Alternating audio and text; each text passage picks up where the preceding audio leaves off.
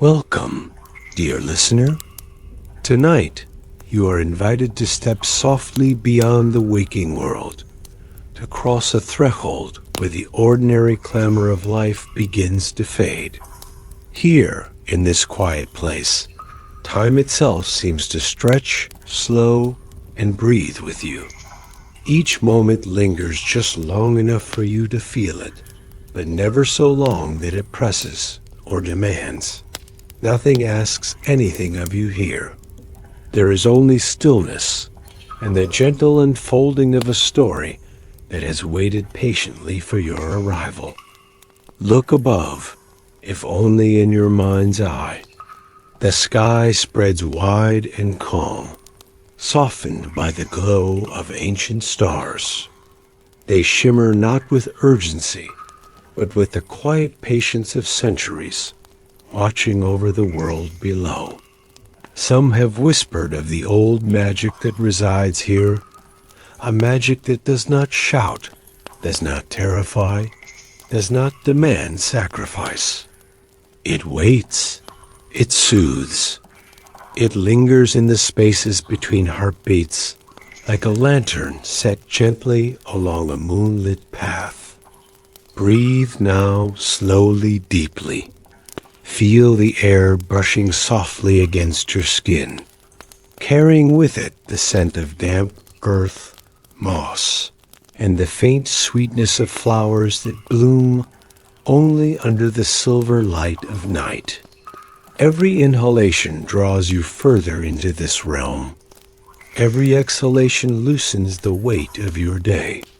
Thoughts may drift past like leaves floating along a quiet stream, coming and going without insistence, leaving your mind unburdened, open, and calm. You have arrived at the edge of a peaceful kingdom, a land shaped not by fear, but by care, kindness, and quiet enchantment. Here, forests stretch with gentle patience, hills roll softly like the rise and fall of a lullaby, and rivers murmur as if speaking only to those who truly listen. Even the smallest sounds, the rustle of leaves, the distant call of a night bird, the whisper of a breeze invite calm. Each sound, each shadow, each glimmer of light reminds you that you are safe, that you are free, and that you may rest fully in this place. This story is one of gentle romance and quiet magic, a tale where hearts meet softly and words are chosen with care. The magic here is not sudden or blinding. It does not demand awe or fear. Instead, it is a steady warmth that flows through the land, through its people, and through the quiet spaces of your own imagination. It is the kind of magic that smooths frayed edges, that guides weary travelers along hidden paths, that rests beside you like a familiar friend. There is no need to hurry. There is no need to strain your ears or hold your thoughts. You are invited simply to let this story unfold around you, like the slow unfurling of mist over the hills at dawn, or the gentle sway of a lantern in the window of a distant cottage, welcoming you inside. Let the words carry you, gentle and sure, deeper into the world of Merlin's enchantment. Each sentence is a step along a quiet road, each pause a breath to be savored, each soft detail a reminder that here, in this moment, nothing else matters. So settle yourself. Find the place where your body rests easily, where your hands and feet can soften, where your mind can ease its grip. Take a deep, calming breath and release it. Feel the weight of the day dissolve, leaving only a sense of safety and warmth. Allow your imagination to drift into the folds of this ancient land, to the corners where moonlight touches stone, where gentle magic glows in hearths and hearts alike. When you are ready, we will begin, not in haste, not with urgency, but slowly, carefully, tenderly, into the heart of Merlin's gentle enchantment, where every shadow is soft, every star is patient, and every moment is a step closer to sleep. Tonight, you are not just a listener. You are a traveler, a guest, a soul welcomed into a world designed to cradle you. And as the story unfolds, you may feel yourself melting, like morning mist into a quiet glen, until at last you are fully at rest, fully at peace, and fully ready for sleep.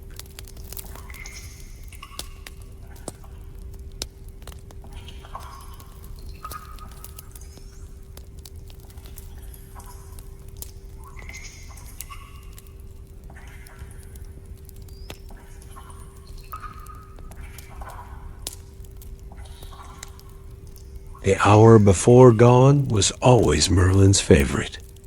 It was the one time when the world seemed to pause, balanced gently between night and morning, when even the oldest stones of Camelot felt as though they were breathing more slowly.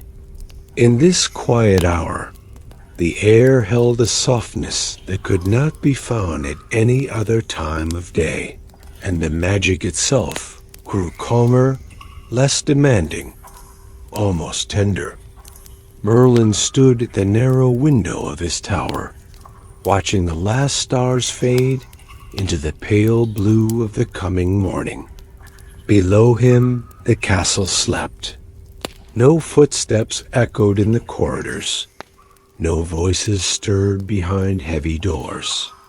Torches burned low, their flames steady and untroubled, as if they too understood that this was not a time for movement or noise.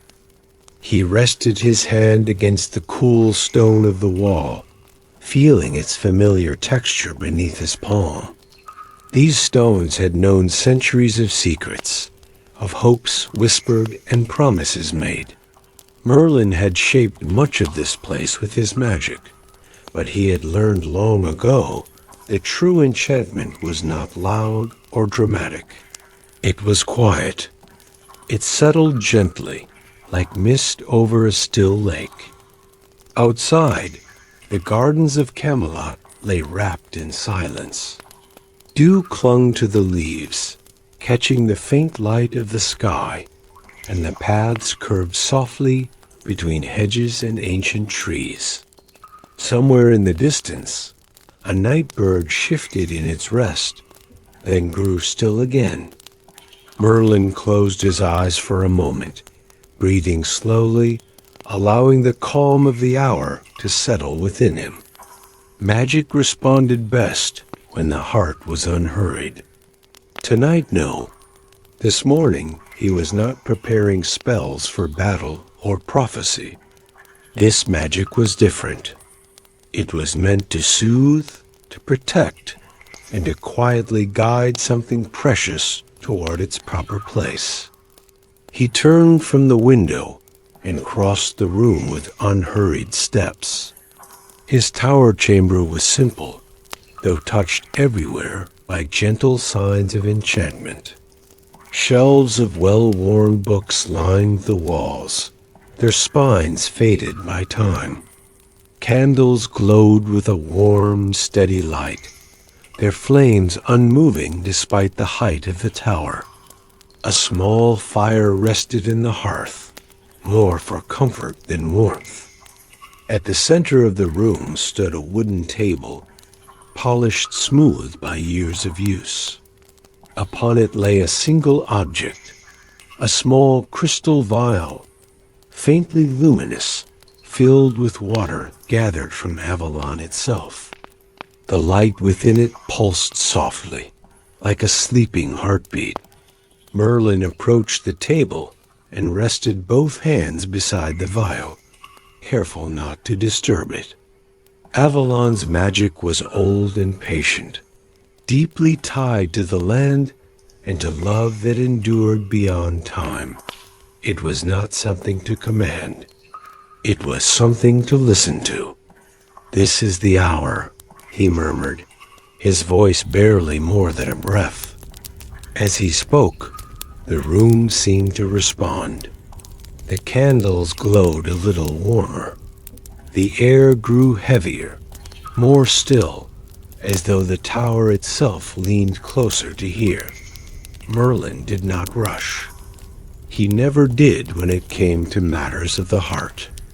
Far away, beyond the walls of Camelot, someone slept uneasily, caught between dreams and waking. A soul touched by longing, though they might not yet have known its name. Merlin had felt it days ago, a quiet pull in the magic, subtle but persistent, like a tide turning. He lifted the vial carefully, holding it up to the light. Within the water, faint ripples appeared, though the vial remained perfectly still. Avalon was listening now. "Gently," Merlin whispered, not as a command, but as a promise. The enchantment he began to weave was unlike any spell written in his books. There were no sharp words, no sudden gestures. Instead, he allowed the magic to flow through him slowly, guided by patience and intention. He thought of moonlit paths, of quiet conversations shared beneath trees, of the comfort found in being truly seen. The magic responded in kind. The light within the vial softened, spreading outward until it filled the room with a pale, calming glow. Shadows deepened, not with fear, but with peace. The tower seemed to drift, as though floating gently upon the surface of a dream. Merlin felt a warmth settle in his chest, a familiar ache, long accepted. He had guided kings and shaped destinies, but love had always remained something he observed from a careful distance. Tonight, however, his role was not to shape fate, but to open a door and allow two paths to find one another in their own time. Outside, the first hint of sunrise touched the horizon. Merlin lowered the vial back onto the table and exhaled slowly. The enchantment was set, not as a force, but as an invitation. What followed would unfold gently, as all true romance must. And somewhere beyond Camelot's sleeping walls, the quiet magic began to move. The first rays of dawn brushed the edges of Camelot with gold, and yet the tower remained cloaked in its soft, protective shadow. Merlin moved slowly to the wide arched window, his hands resting lightly on the cool stone sill. The world beyond was beginning to stir, but in this corner of the castle there was still time, a quiet, suspended hour meant for reflection, for preparation, for the careful threading of magic that touched hearts without forcing them.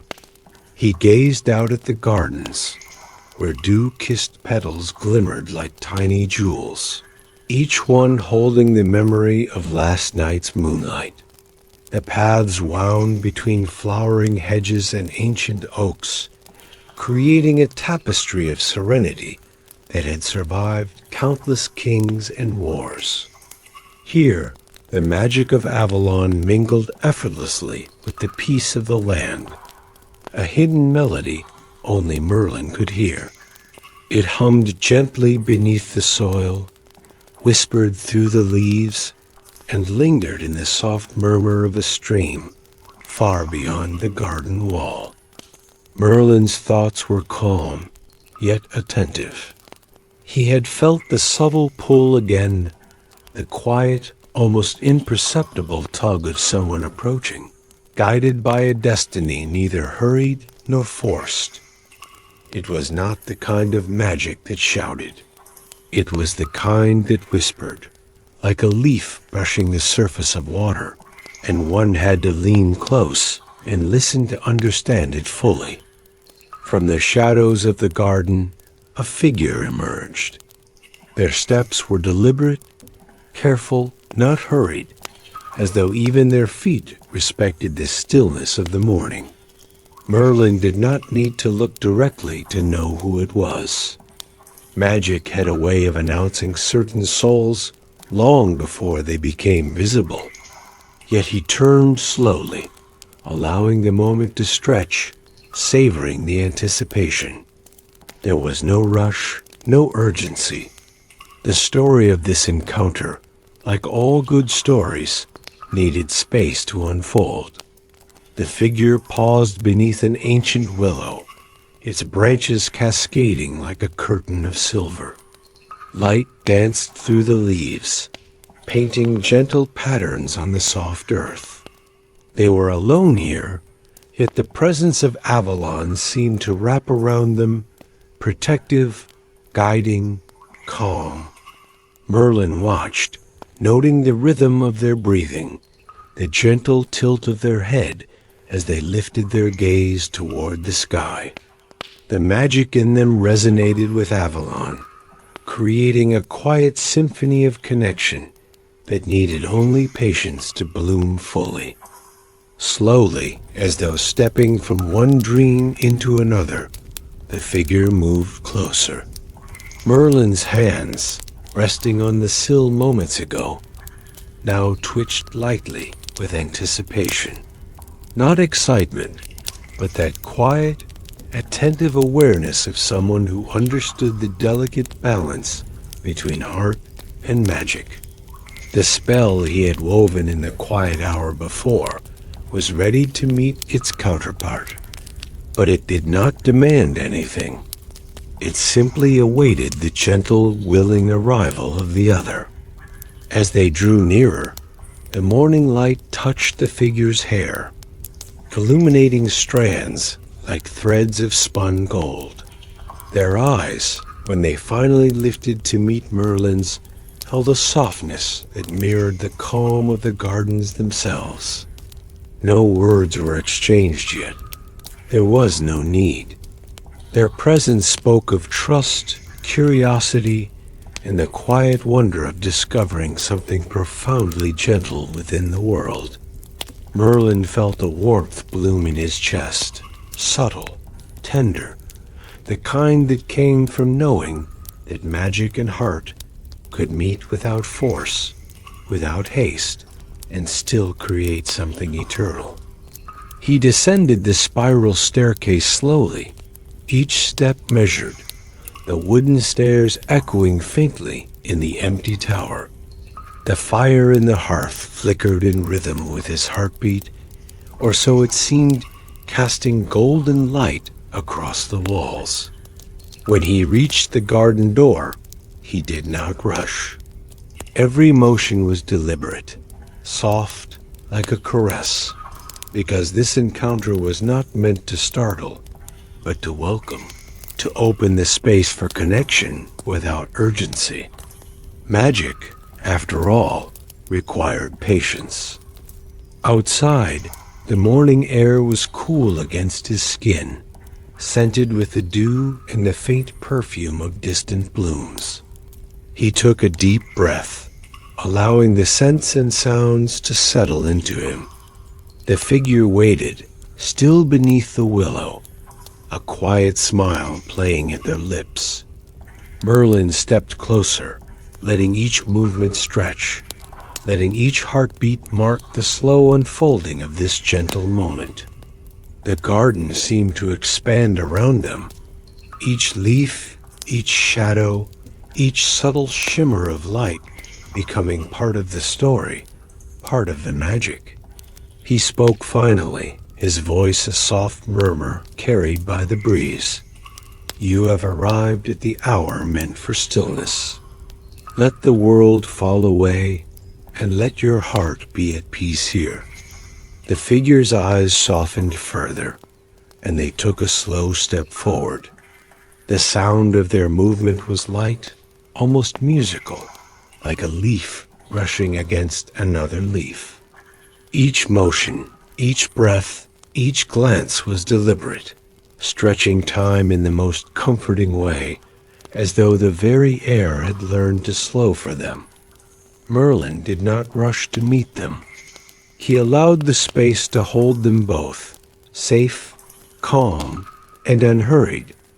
Moments passed like this, delicate and expansive. The sun rose a little higher, scattering light across the garden, yet the quiet remained. Each detail, the rustle of leaves, the shimmer of dew, the faint sound of birds awakening, was absorbed, noticed, and lingered upon, because in this magic, in this gentle awakening of heart and connection, nothing could be hurried. Everything mattered. Merlin extended a hand at last, but slowly, almost ceremoniously. Not commanding, not demanding, just inviting. The figure mirrored him, the air between them humming with the quiet resonance of expectation, of something tender and patient waiting to unfold. And as their hands met, the warmth that passed between them was subtle, profound, the kind of magic that could last a lifetime if nurtured with care, attention, and above all, calm. The garden seemed to sigh, and Merlin felt the gentle pulse of Avalon around them, carrying the promise of enchantment without force. This was not a story of haste or drama. It was a story of slow magic, of hearts opening carefully, deliberately, so that when love bloomed, it did so without rushing, without fear, and with the quiet certainty that it had always been meant to be. And so the morning continued, stretched by patience, painted by gentle light, and wrapped in a magic so calm and enduring that even the softest breath felt like part of it.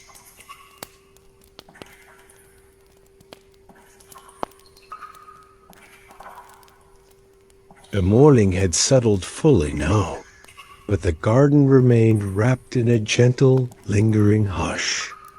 Each dew-laden leaf seemed to hold its breath, each petal a note in a silent melody. Merlin and the visitor moved slowly along the winding path beneath the willow, their steps soft, deliberate, unhurried. The air carried a scent of earth and blossoms, of hidden streams and the faint tang of magic that clung invisibly to the stones beneath their feet. Merlin spoke very softly, his voice barely above the whisper of the wind through the trees. "This garden has been tended for centuries," he said, "not only by those who walk these paths, but by Avalon itself. Its magic is patient. It grows slowly, quietly, much like trust, and like the heart." He paused, letting the words sink into the calm of the morning. The visitor looked at him, eyes wide with quiet curiosity, yet shaded with something deeper, a hint of longing, the gentle ache of a soul untroubled yet waiting. "Patient," they repeated, their voice low, like a ripple across a still pool. "That is how Avalon feels. And you?" Merlin allowed himself a small, subtle smile, though he did not rush the gesture. Magic and emotion alike, he knew, flourished best when left to unfold in their own rhythm. He gestured toward a small stone bench beneath an ancient oak, its roots curling around the base like protective arms. "Sit with me," he invited. "Let us take the morning slowly." They sat. The world continued its quiet awakening around them.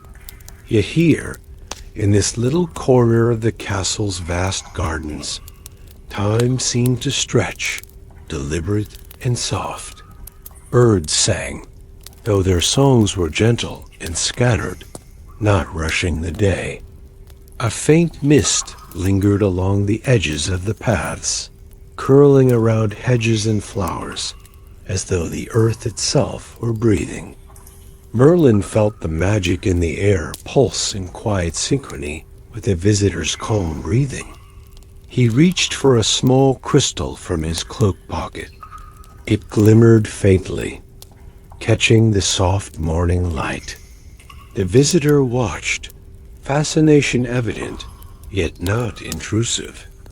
Merlin spoke softly as he placed the crystal between them.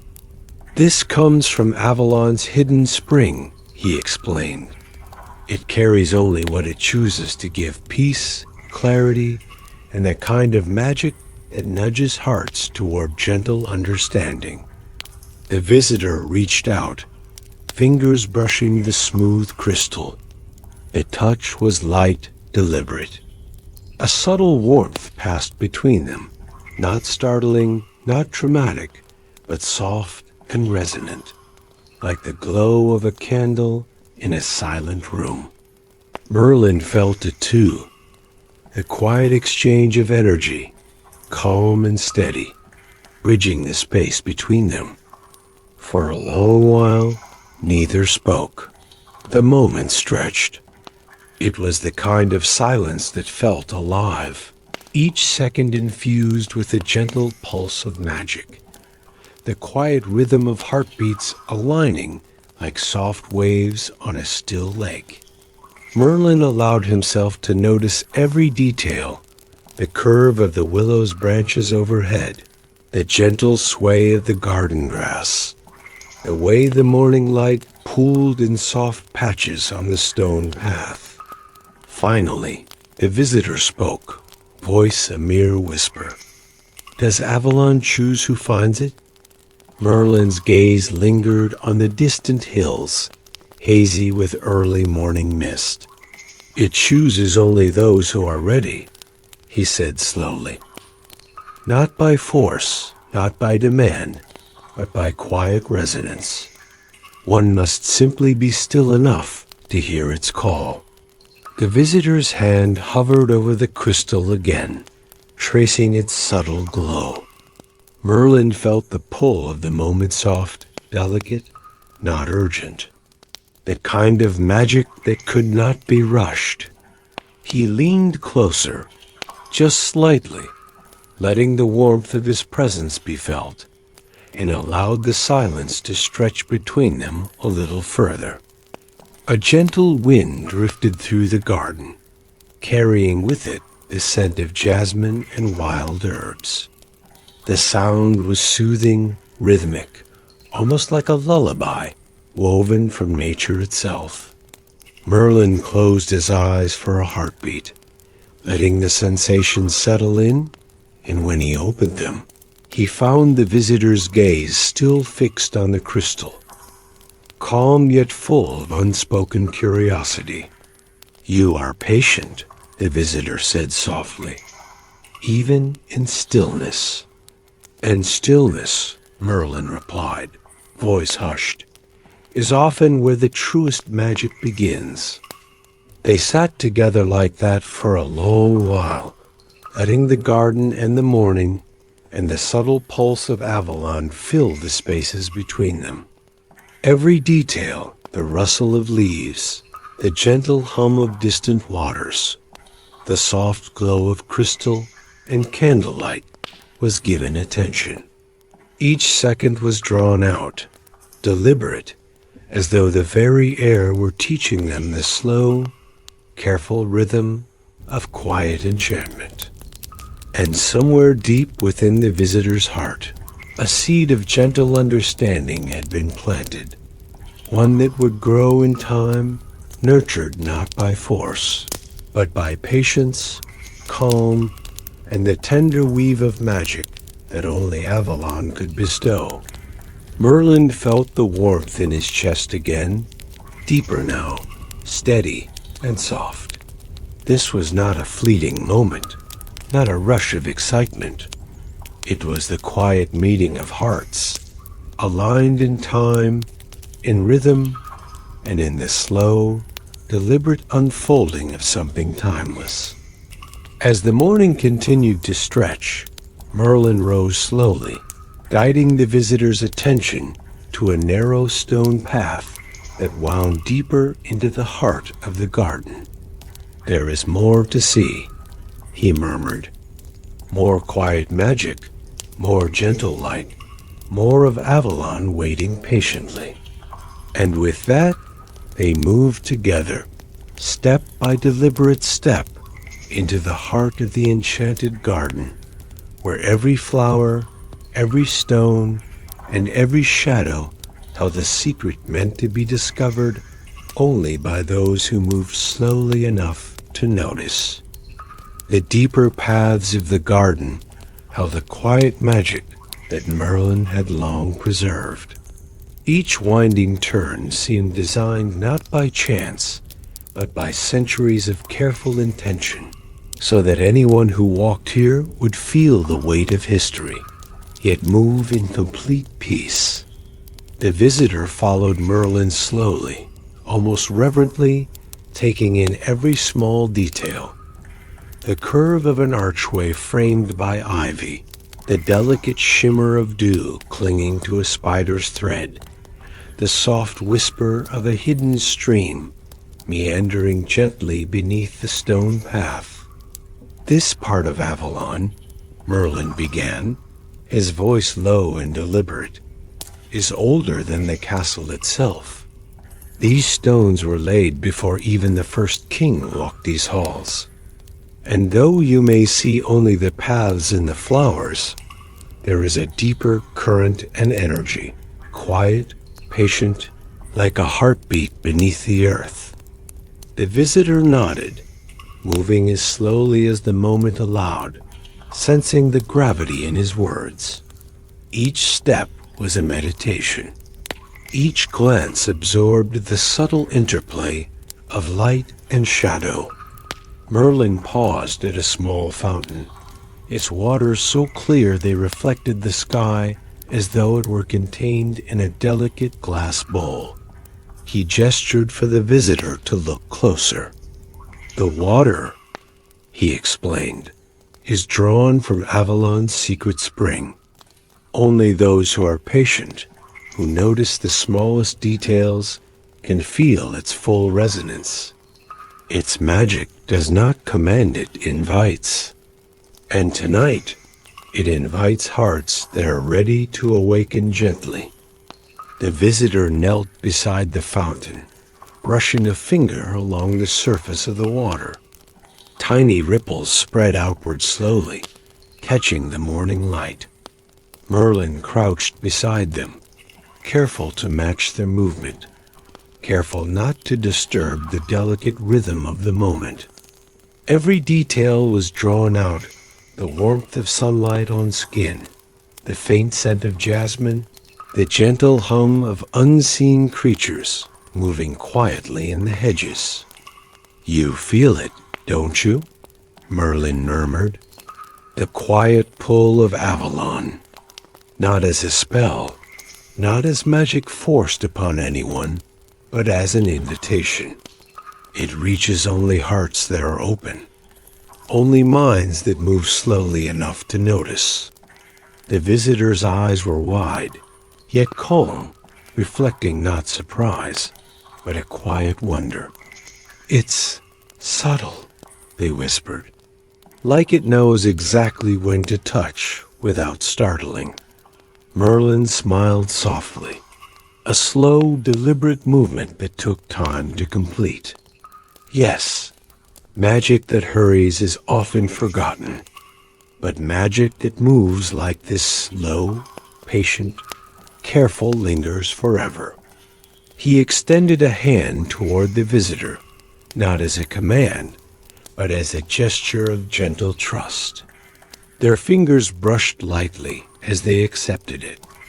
The touch neither rushed nor restrained, just deliberate, like a soft heartbeat echoing through the still air. Around them, the garden seemed to pause. Every leaf, every shadow, every gentle rustle of air, becoming part of the quiet symphony that accompanied their slow, unfolding connection. Merlin led the visitor along a narrow path that twisted beneath the arches of flowering wisteria. Each bloom hung like a lantern, casting delicate shades of violet across the stones. The morning sun was higher now, yet the shaded canopy of vines made the space feel intimate, almost secret. He spoke slowly, letting the words linger between each breath. Much of Avalon's power lies not in what is visible, but in what is understood through patience. The plants, the water, the stones, they all hold memory. And some of those memories are of hearts. Hearts that have felt longing, trust, and gentle devotion. Tonight, this garden remembers them all, and it allows the same magic to touch those who step lightly into it. The visitor looked around, a quiet smile forming, absorbing the depth of the explanation. Their breathing matched the rhythm of the environment, the slow, measured pace of life that Avalon had cultivated. Merlin watched them, noting the subtle movements, the soft tilt of a head, the relaxed curve of shoulders, the way they let their gaze wander without urgency. Each observation was slow, deliberate, and full of awareness. They came at last to a secluded alcove where a single tree older than Merlin could name spread its branches like welcoming arms. Its trunk was wide and strong, its bark patterned with age, and its leaves created a gentle rustling that sounded almost like whispered words. Merlin gestured for the visitor to sit beneath it, and they did, sinking into the soft grass with careful attention to comfort and stillness. He knelt beside them again, drawing the small crystal from his cloak. Its soft glow reflected in their eyes, amplifying the warmth between them. Merlin's voice was barely above a whisper. This crystal carries the patience of Avalon. Feel its presence. Let it remind you that the quietest magic, the slowest unfolding, often holds the deepest truths. The visitor held it in their hands, their fingers brushing over the smooth surface, and the air seemed to hum with a soft resonance that neither of them needed to name. It was enough to feel. It was enough to sit together, motionless yet fully present, letting the quiet pulse of the enchanted garden fill every part of them. Merlin finally spoke again, gently, deliberately, slow enough that every word seemed to sink like a feather. Love, like this garden, grows best when allowed to move at its own pace. It does not rush. It does not demand. It simply is, and those who are patient find that it blooms with a strength and beauty they never imagined. The visitor's breath was soft, measured, calm. A faint smile lingered, and for a moment neither spoke. The garden, the crystal, the willow above, and the soft hum of Avalon seemed to wrap around them, creating a space where time had slowed, where hearts could speak in silence, where the gentle weaving of magic and trust began to blossom. And so, in the soft morning light, beneath ancient trees, and beside a crystal pulsing quietly with patient enchantment, Merlin and the visitor remained slowly moving, gently speaking, and allowing the secrets of Avalon's heart to unfold in the most deliberate and soothing way imaginable.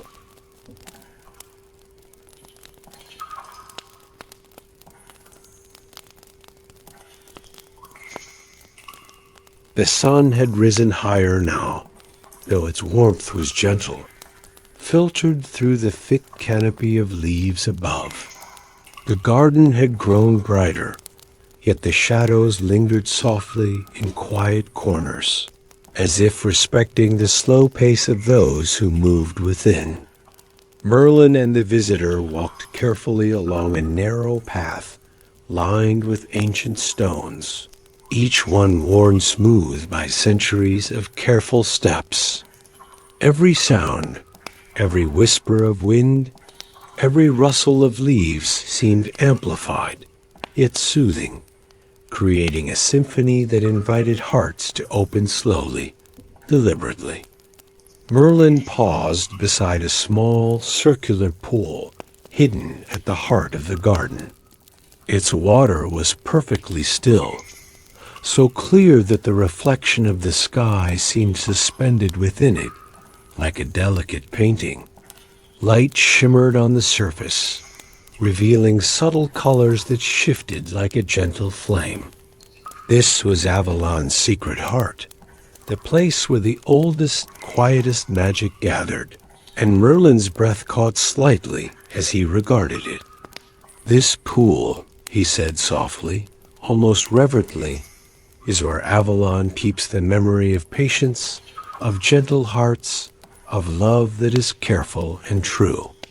Only those who have moved slowly, who have allowed themselves to be present without rush, may feel its depth." The visitor knelt beside it, their fingers brushing the water, and as they did, the surface rippled, faintly glowing with a light that seemed to pulse in time with their heartbeat. Merlin knelt beside them, close but not crowding, feeling the resonance of magic and emotion intertwined. It was a moment of pure, calm intimacy, full of trust and quiet wonder. He reached gently to touch the visitor's hand, guiding it over the surface. "Magic such as this," he murmured, "does not demand. It listens. It responds only to hearts that are ready to hear, that are willing to wait, to notice, to care."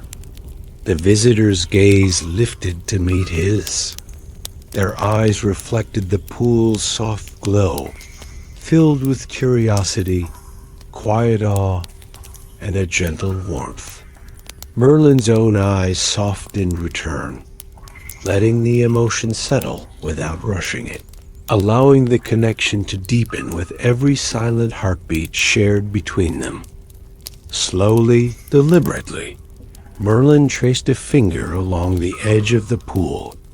Light seemed to gather there, swirling like liquid silver. "Do you feel it?" he asked, voice soft as a whisper. The pull, not of command, but of invitation. Avalon guides, but it never forces. It waits, it encourages, and it reveals only what the heart is ready to receive. The visitor nodded, breath steady, eyes fixed on the luminous water. A subtle warmth rose between them, gentle, deliberate, like the quiet opening of a flower in the soft morning light. Merlin felt it too, a steady pulse of calm emotion, merging with the magic of Avalon. He spoke again, softer still. Words stretched gently across the quiet garden. "There is a secret here, one that Avalon has kept for centuries. It is not hidden in plain sight, but it is felt by those who are patient. A heart that moves deliberately, gently, and with awareness. Such a heart becomes part of Avalon itself." The visitor's hand trembled slightly, not from fear, but from recognition, from the subtle awareness of the connection between magic, patience, and the quiet unfolding of love. Merlin leaned just a little closer, careful to maintain the slow rhythm of the moment. "You see," he whispered, Avalon is not just a place. It is a state of being, a gentle presence, a quiet guidance that teaches us how to trust, how to wait, how to love without rushing. For a long while, neither spoke. The garden, the pool, the leaves above, and the soft hum of magic enveloped them. Every detail, the faint shimmer of light on water, the soft pulse of wind through the branches, the delicate fragrance of flowers was magnified in the calm, deliberate stillness. Every breath was taken slowly, every heartbeat felt, every motion intentional. Finally, the visitor's hand moved, brushing lightly against Merlin's. A silent agreement, a gentle acknowledgement that the magic had been felt, that the moment had been understood. Avalon's secret heart had been revealed not as a force, but as a patient, living presence, teaching them both the rhythm of slow, enduring connection. Merlin smiled, soft and unhurried, letting the warmth of the moment settle in. "This is how hearts bloom," he said quietly. "Not through haste, not through urgency, but through quiet patience, gentle care, and the willingness to listen." The visitor leaned back slightly, letting the light and the gentle hum of the garden fill them. And as they did, the pool shimmered, reflecting their presence together, calm and intertwined, as if Avalon itself had acknowledged the gentle harmony between them. They remained there for what felt like hours, though time had long since lost its usual weight. Every whisper of wind, every flicker of light, every soft murmur of life in the garden contributed to the delicate unfolding of this shared, quiet moment. It was a love unhurried, magic patient, and a world that had slowed to allow hearts to notice, to connect, and to rest. And so, beneath the ancient trees, beside the pool that held centuries of calm and patience, Merlin and the visitor embraced the gentle truth of Avalon's magic, that love, when allowed to unfold slowly, patiently, and with awareness, becomes eternal, quiet, and entirely unforgettable. As the morning sun fully touched the garden, a gentle promise lingered in the air that this slow, careful magic would continue, unhurried and patient, guiding hearts toward connection, serenity, and restful sleep. The Whispering Garden of Avalon. Long ago, in a quiet corner of Avalon that even the oldest maps had forgotten, there existed a garden unlike any other.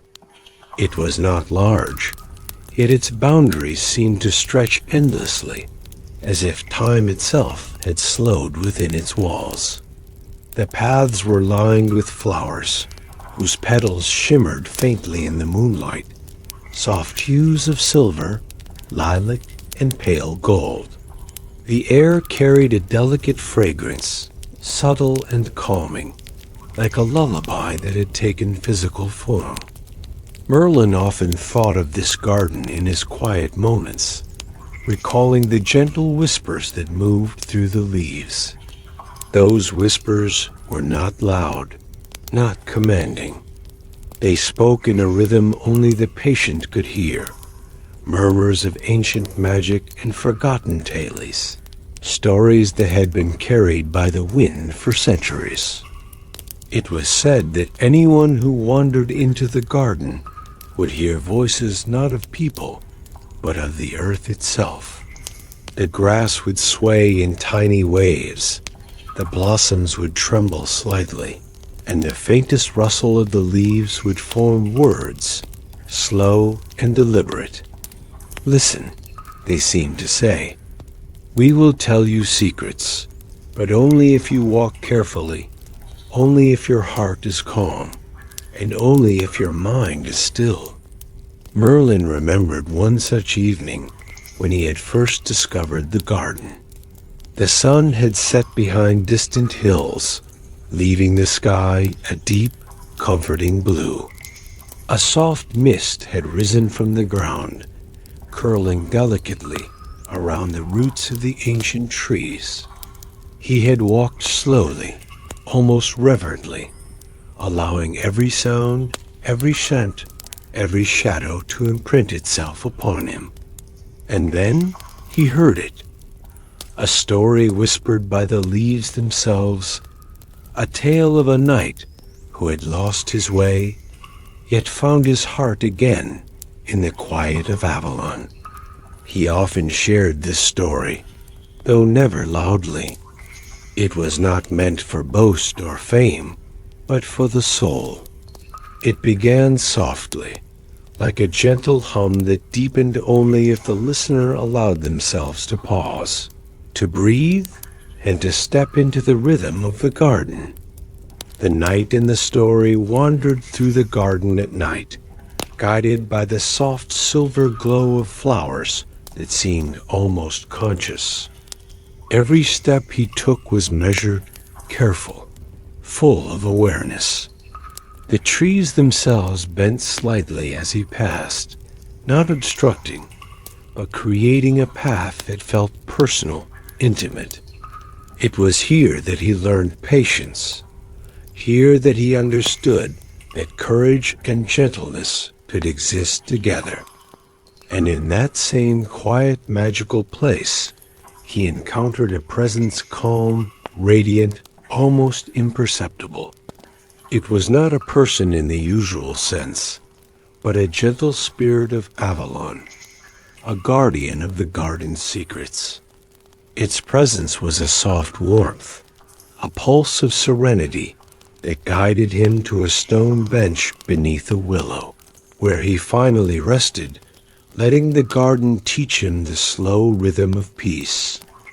Merlin often smiled at the memory, recalling the way the night air had felt like a soft caress, carrying both the scent of dew and the weight of understanding. This garden, he knew, had lessons to teach to anyone who entered with patience. It whispered slowly, deliberately, weaving tales of bravery, love, and quiet magic into the very stones and soil. And as the night deepened, the knight realized something profound. The garden did not ask for haste. It did not demand action. It offered guidance in the gentlest way, allowing the heart to find clarity and comfort in its own time. Merlin's gaze softened as he recalled it, thinking of the visitor from the main story. He wondered if perhaps one day they too would wander into such a garden where every whisper, every rustle, every subtle shimmer of light would speak to them in the slow, patient voice of Avalon. The garden's magic, delicate and enduring, waited for those who moved slowly enough to notice. And in that quiet patience, both hearts and stories were allowed to unfold completely, without rush, without fear, and with a gentle, lasting warmth. The night deepened in Avalon's hidden garden, and the air grew softer, heavier with the scent of dew and the faint perfume of nocturnal blooms.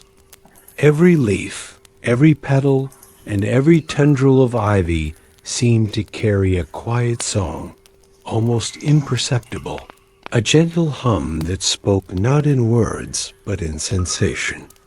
The knight walked slowly along the winding stone path, feeling each curve of the earth beneath his boots, listening to the whisper of the grass as if it were conversing with him. This path, unlike any other he had traversed, did not lead in straight lines. It curved, turned, and sometimes seemed to vanish altogether, only to reappear moments later as if the garden itself was breathing, moving subtly around him, reshaping itself to suit the rhythm of his own heart. Each step he took required awareness, yet was accompanied by a feeling of safety, as if unseen hands guided him forward without intrusion, urging him to pause, to notice, to simply be present. The knight's eyes adjusted to the soft silver glow that emanated from the flowers scattered throughout the garden. Some were familiar blooms, yet each shimmered with an almost ethereal light, as if holding the memory of countless nights, countless whispers of Avalon. Others were unlike anything he had seen before, petals, translucent and patterned, with delicate veins of pale gold and soft violet, moving slightly, even though there was no breeze. Their motion was hypnotic, almost deliberate, drawing his gaze slowly across each one, as if teaching him that magic was not always sudden, not always obvious, but often subtle and deeply patient. He paused at a fountain tucked beneath a canopy of cascading ivy. The water was perfectly still, reflecting the dim starlight, yet the surface seemed alive. Ripples appeared and disappeared without any discernible cause, small circles radiating outward, fading softly into the surrounding pool. He knelt beside it, fingers hovering over the water, and felt the faintest pulse, a rhythm that matched the beat of his own heart. The fountain was not ordinary. It carried the memory of Avalon's calm, a gentle enchantment that had endured for centuries. As he gazed into the water, he thought he saw a flicker of movement shadows forming shapes, perhaps echoes of those who had walked this garden before him. The shadows did not startle. Instead, they felt inviting, a soft reminder that the magic here respected those who approached with patience. The knight closed his eyes for a moment, allowing the sensations to fill him. The weight of the cool night air, the subtle fragrance of flowers, the gentle hum of hidden life beneath the leaves, and the quiet pulse of the enchanted fountain. When he opened his eyes again, he noticed a figure emerging from the far edge of the garden, moving slowly, deliberately, blending with the moonlit mist that clung to the ground. The figure's approach was careful, each step measured, and yet it seemed effortless, as though the very air carried them forward. The knight's heart stirred, not with fear or urgency, but with a calm anticipation, as if he had been waiting for this presence without even knowing it. The figure stopped near a large willow tree, its branches cascading down like a curtain of silver leaves. The moonlight caught the edges of the leaves, creating delicate shadows that danced across the soft earth. The figure's gaze lifted, meeting the knight's with eyes that reflected both curiosity and serene understanding. There was no need for words. The silence itself spoke volumes. The garden seemed to hum softly around them, acknowledging the connection forming in its quiet space. Finally, the figure spoke, voice barely more than a whisper, carrying over the subtle rustle of leaves. "You have come far, traveler," they said. "Yet this garden asks for nothing but patience. Will you listen?" The knight nodded slowly. "I will," he replied, voice hushed, steady. "I will listen, and I will move with care." A figure smiled faintly, a gesture of soft approval, and guided him further along the winding path. They passed beneath arches of flowering vines, petals brushing lightly against the night's shoulders. The fragrance was intoxicating, not overpowering, but a gentle, calming balm that seemed to soothe his every thought. The moonlight painted their surroundings in silvery hues, and the shadows shifted delicately, adding depth and texture to the garden's serene beauty. As they walked, a figure began to speak in a tone that was both melodic and patient, weaving a story of Avalon's origins. Long ago, they said softly, before kings and knights walked the lands, Avalon was tended by spirits who understood the language of the earth, of water, of wind and flame. They cultivated not only the land, but the hearts of those who came seeking guidance. This garden, quiet as it may seem, carries the memory of those who have walked gently here, who have respected the rhythms of life and magic alike. The knight listened intently, absorbing every word, every nuance, every subtle inflection. The story unfolded slowly, deliberately, much like the garden itself, stretching time in a way that allowed him to feel each moment, to breathe with it, to become a part of it. Each detail painted an image in his mind. Spirits moving silently through moonlit groves, tending delicate blossoms, streams winding through hidden valleys, soft light filtering through leaves, illuminating secret paths known only to those who approached with calm hearts. They arrived at a circle of ancient stones, each etched with runes so faint that they were nearly invisible in the moonlight. The figure gestured for the knight to sit on the soft moss that had grown between the stones. "These stones remember," they said. "Every step taken upon them, every breath drawn here, every heartbeat in time with Avalon's rhythm. They are recorded, not as history to be read, but as energy to be felt. Close your eyes, traveler. Feel the memory of this place." The knight obeyed, letting the cool moss cushion his hands, letting the fragrant air fill his lungs, and allowing a faint pulse of magic beneath the stones to wash over him. At first, the sensation was subtle, a soft vibration that threaded through his chest and fingers. Then, slowly, it expanded, encompassing his entire body. It was a rhythm of calm, deliberate, patient energy, an understanding of the world that demanded nothing, but offered everything. In that stillness, he began to remember, not his past as a knight in battle, nor the clang of armor, nor the tension of duty, but smaller, gentler moments. The first time he had held a soft flower in his palm, the warmth of sunlight on his face, the quiet comfort of being noticed without judgment. Avalon's magic seemed to draw these memories forward, not as commands, but as gentle guidance. The knight felt his shoulders relax, his chest rise and fall with a slower, steadier rhythm, and a quiet smile touched his lips.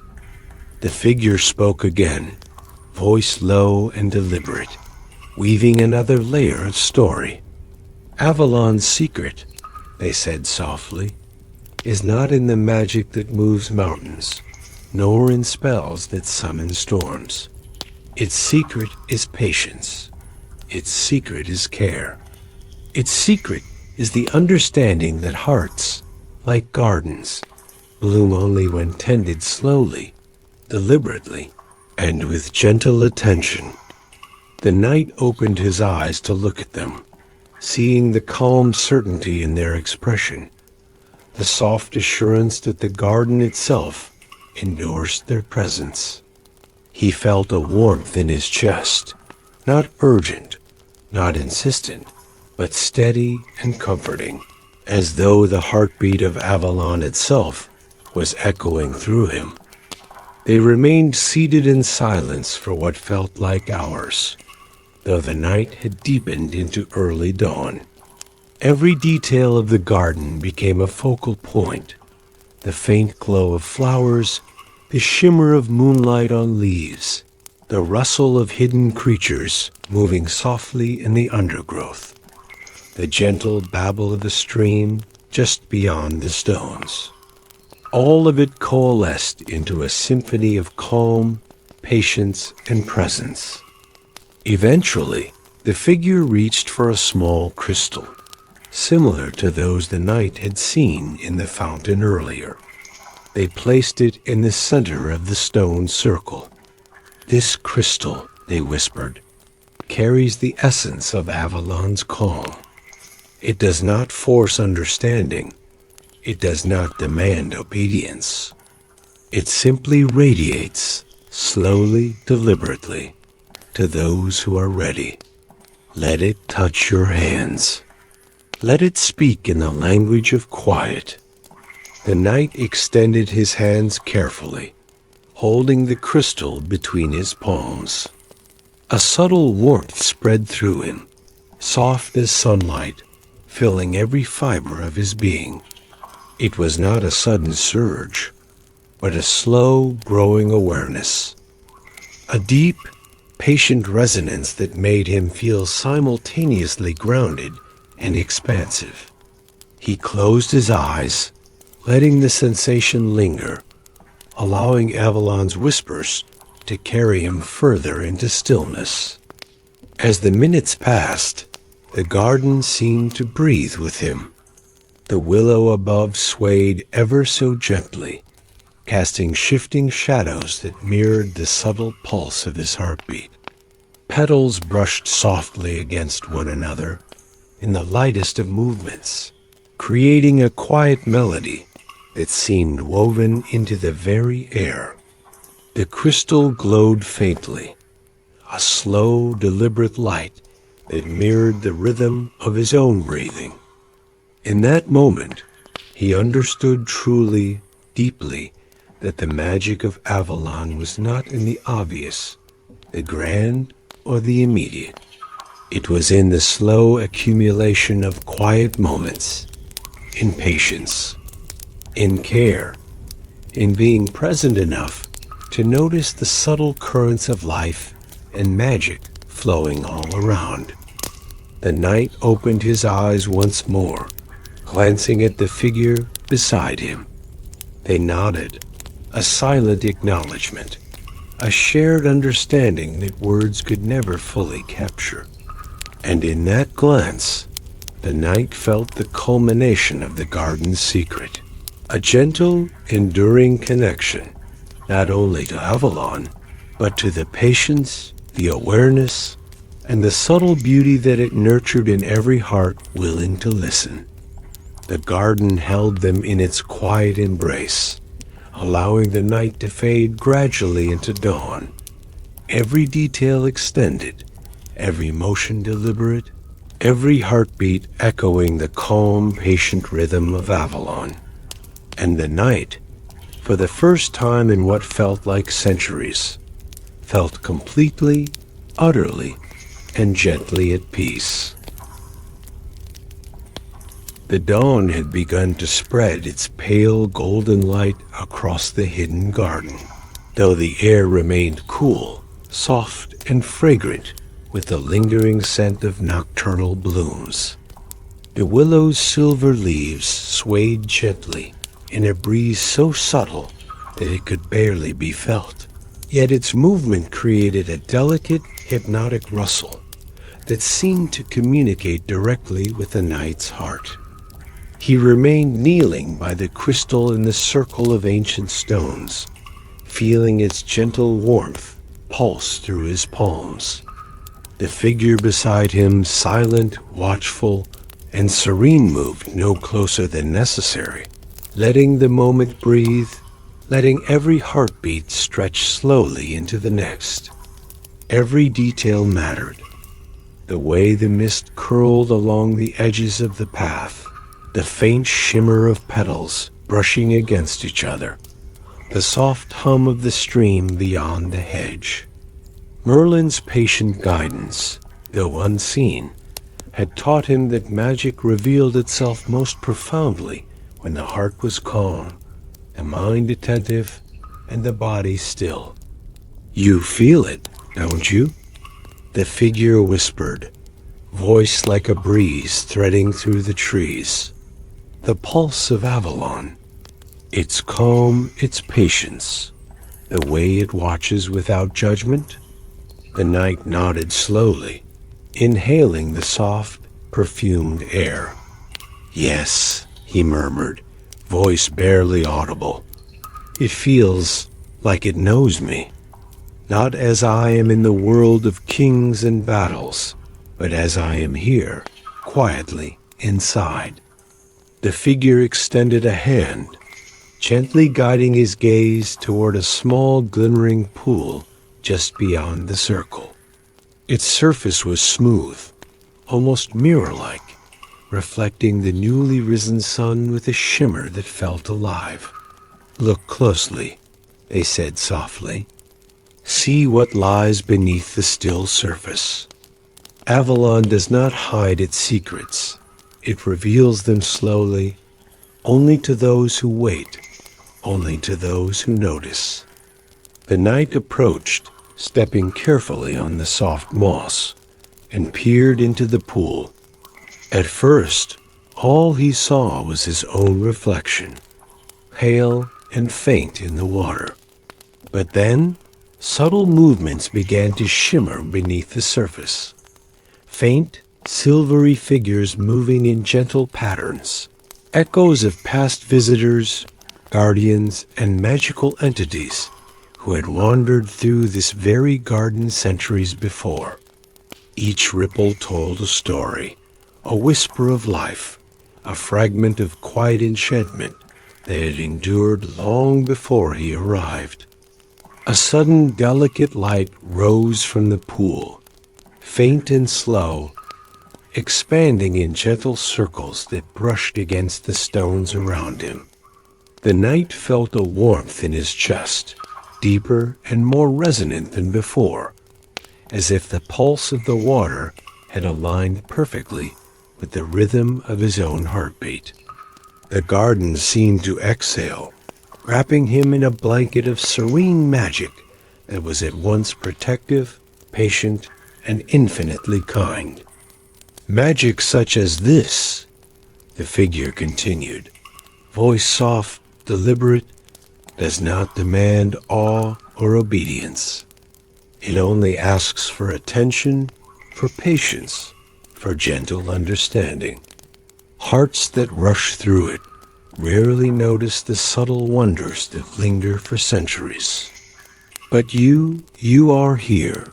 You notice, and so the garden has opened itself to you." The knight inhaled deeply, feeling the cool morning air mix with the soft warmth radiating from the pool. He knelt lower, brushing his fingers lightly over the water, and saw the ripples expand slowly outward. Shapes began to form, soft silhouettes of delicate wings, faint hints of flowers that had bloomed long ago, and glimmers of silver light tracing the curves of hidden paths. Each movement was deliberate, drawn out, hypnotic, a meditation in motion. A quiet understanding settled over him. Avalon's magic was not explosive or overwhelming. It did not strike with brilliance. Instead, it crept gently into the heart, filling every empty space with calm, patience, and subtle revelation.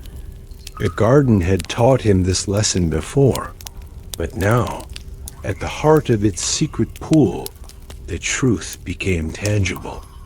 The magic waited for no one, but it responded to the heart that was willing to stop, to breathe, to notice.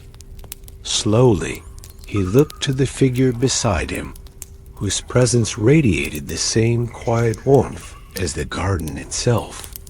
Their eyes met, and in that shared gaze, a subtle bond deepened, one not forced, not hurried, but stretching across the silence with a gentle intensity. There was understanding here, patience, and a soft awareness that both hearts were attuned to the same rhythm. "You see," the figure whispered, moving closer just slightly, careful not to disturb the delicate balance of the moment. "This is Avalon's true secret. It does not give itself all at once. It waits, it stretches time. It asks that hearts be ready, that attention be gentle, that curiosity be patient, and only then does its magic reveal the fullness of its power." The knight's breath caught slightly, not with fear, but with the subtle stirring of emotion, tender, deliberate, gentle. He allowed the warmth in his chest to bloom slowly, noticing the sensation fully without rushing it. The pool reflected not only the light of dawn, but the growing understanding between himself and the figure beside him. It was a reflection of trust, quiet intimacy, and patient revelation. He reached for the crystal again, feeling its slow, steady pulse. Holding it between both hands, he closed his eyes and let the magic of the pool, the garden, and the gentle presence beside him flow through his body. The warmth spread upward from his chest, through his shoulders, into the tips of his fingers, grounding him while simultaneously expanding his awareness. Every sound, the rustle of the willow leaves, the faint hum of hidden streams, the soft murmur of petals brushing together, seemed magnified in his consciousness, each one a delicate note in Avalon's quiet symphony. Time stretched. Minutes became long, languid hours, though he could not say how long he had been there. The garden allowed no rush, no urgency. It encouraged slow observation, deliberate breath, and the kind of deep awareness that made every heartbeat feel sacred. At last, he opened his eyes to look at the figure beside him again. Their smile was slow, deliberate, and unhurried, a reflection of the garden's own patience. "You have seen Avalon as it wishes to be seen," they said, "not in the loudness of magic, not in grandeur or spectacle, but in quiet truth. Do you understand?" "I do," the knight replied, voice soft and calm. "It is gentle, patient, and entirely alive. And it waits for hearts to notice it, not demand it." "Exactly," the figure said, a faint nod of approval. "And now, having seen, having felt, you carry a part of Avalon within yourself.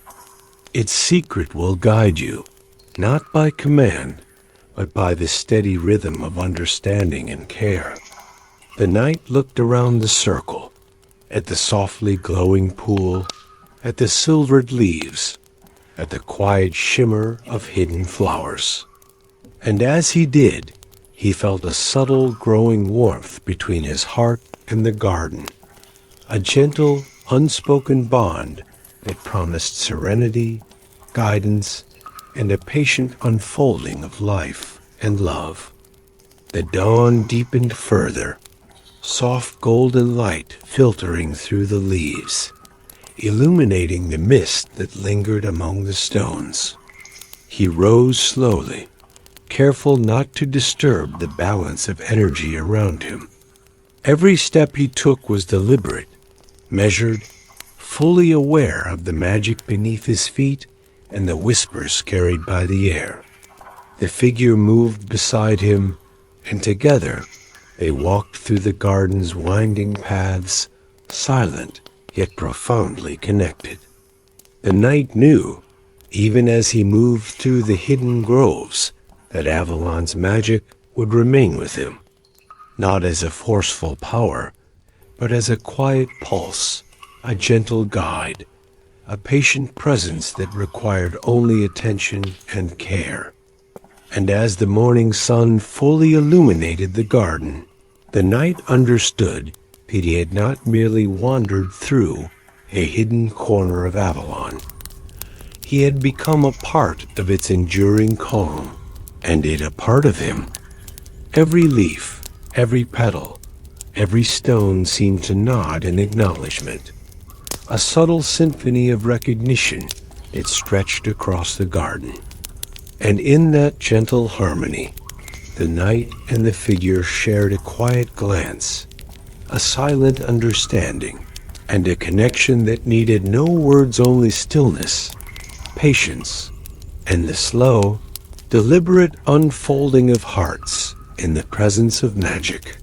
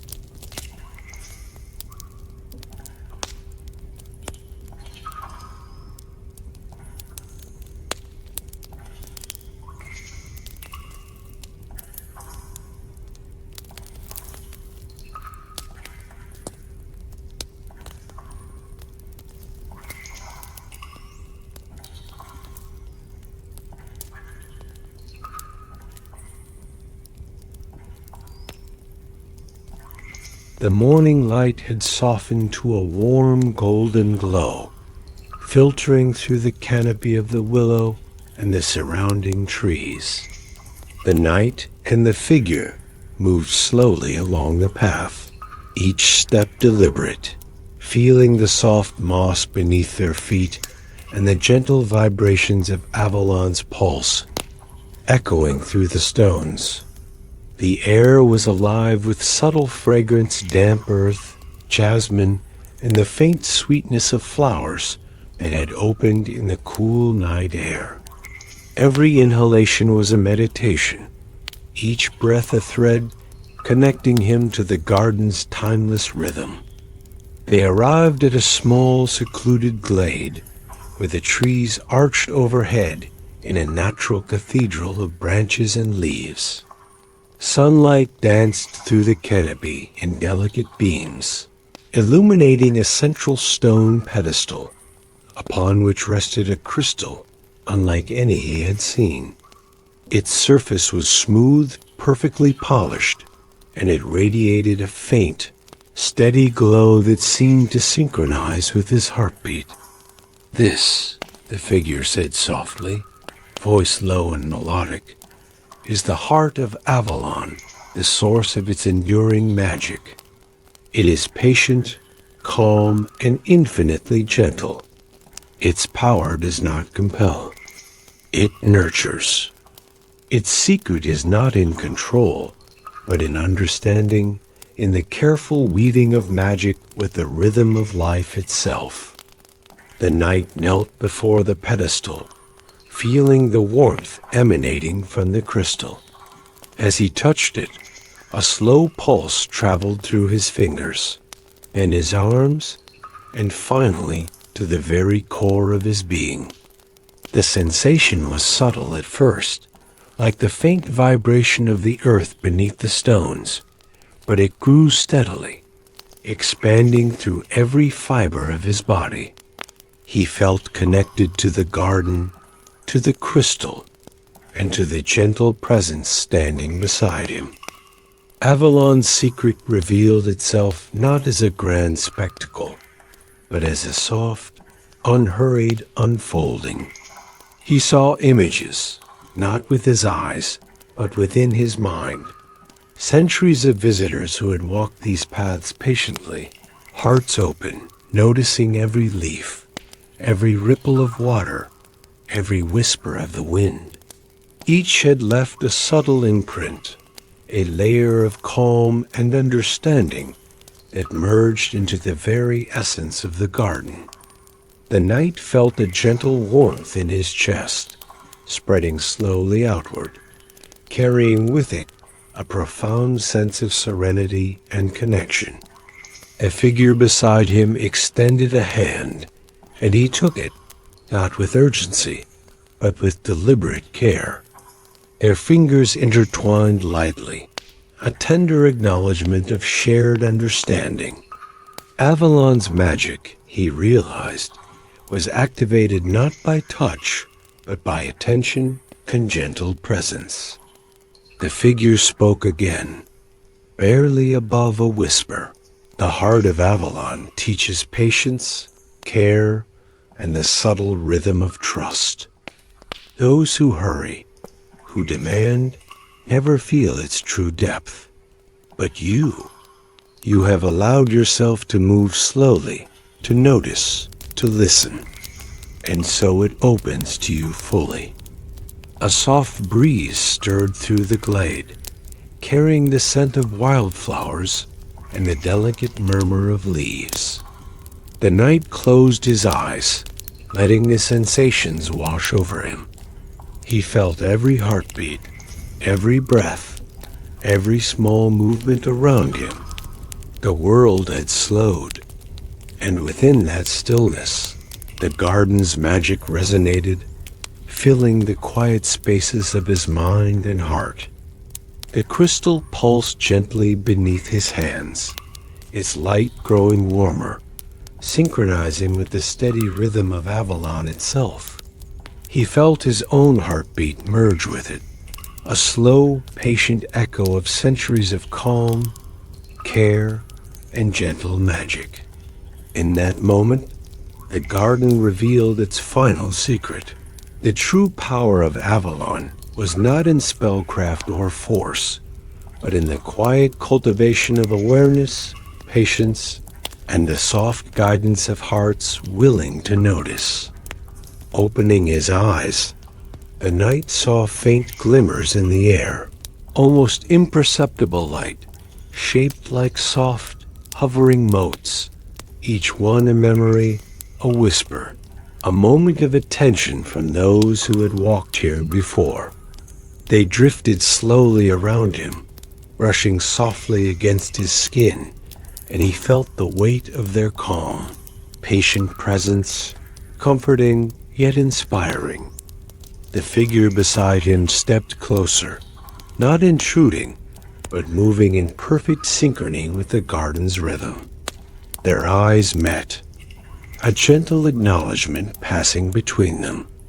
In that glance, the knight felt an emotional resonance deeper than words could express, a shared understanding, a subtle romantic current, and a quiet intimacy born from patience and presence rather than haste or urgency. "You see now," the figure whispered, voice soft as the rustling leaves. "Love, magic, and understanding are the same here. All bloom slowly, deliberately, and only those who wait, who observe, who are fully present can truly know them. Avalon has shown you not by command, but by trust. The knight exhaled slowly, letting the warmth and light of the crystal, the whispers of the glade, and a gentle presence beside him permeate his being. Every detail, the shimmer of leaves, the soft rustle of petals, the faint pulse of the air, was amplified in his awareness. Each sensation became a meditation, a soft rhythm of heartbeats, aligned with the magic of Avalon. They moved together to a nearby bench beneath a flowering arbor. He sank into it slowly, feeling the moss-covered wood yielding gently beneath him. The figure settled beside him, the air between them filled with unspoken connection.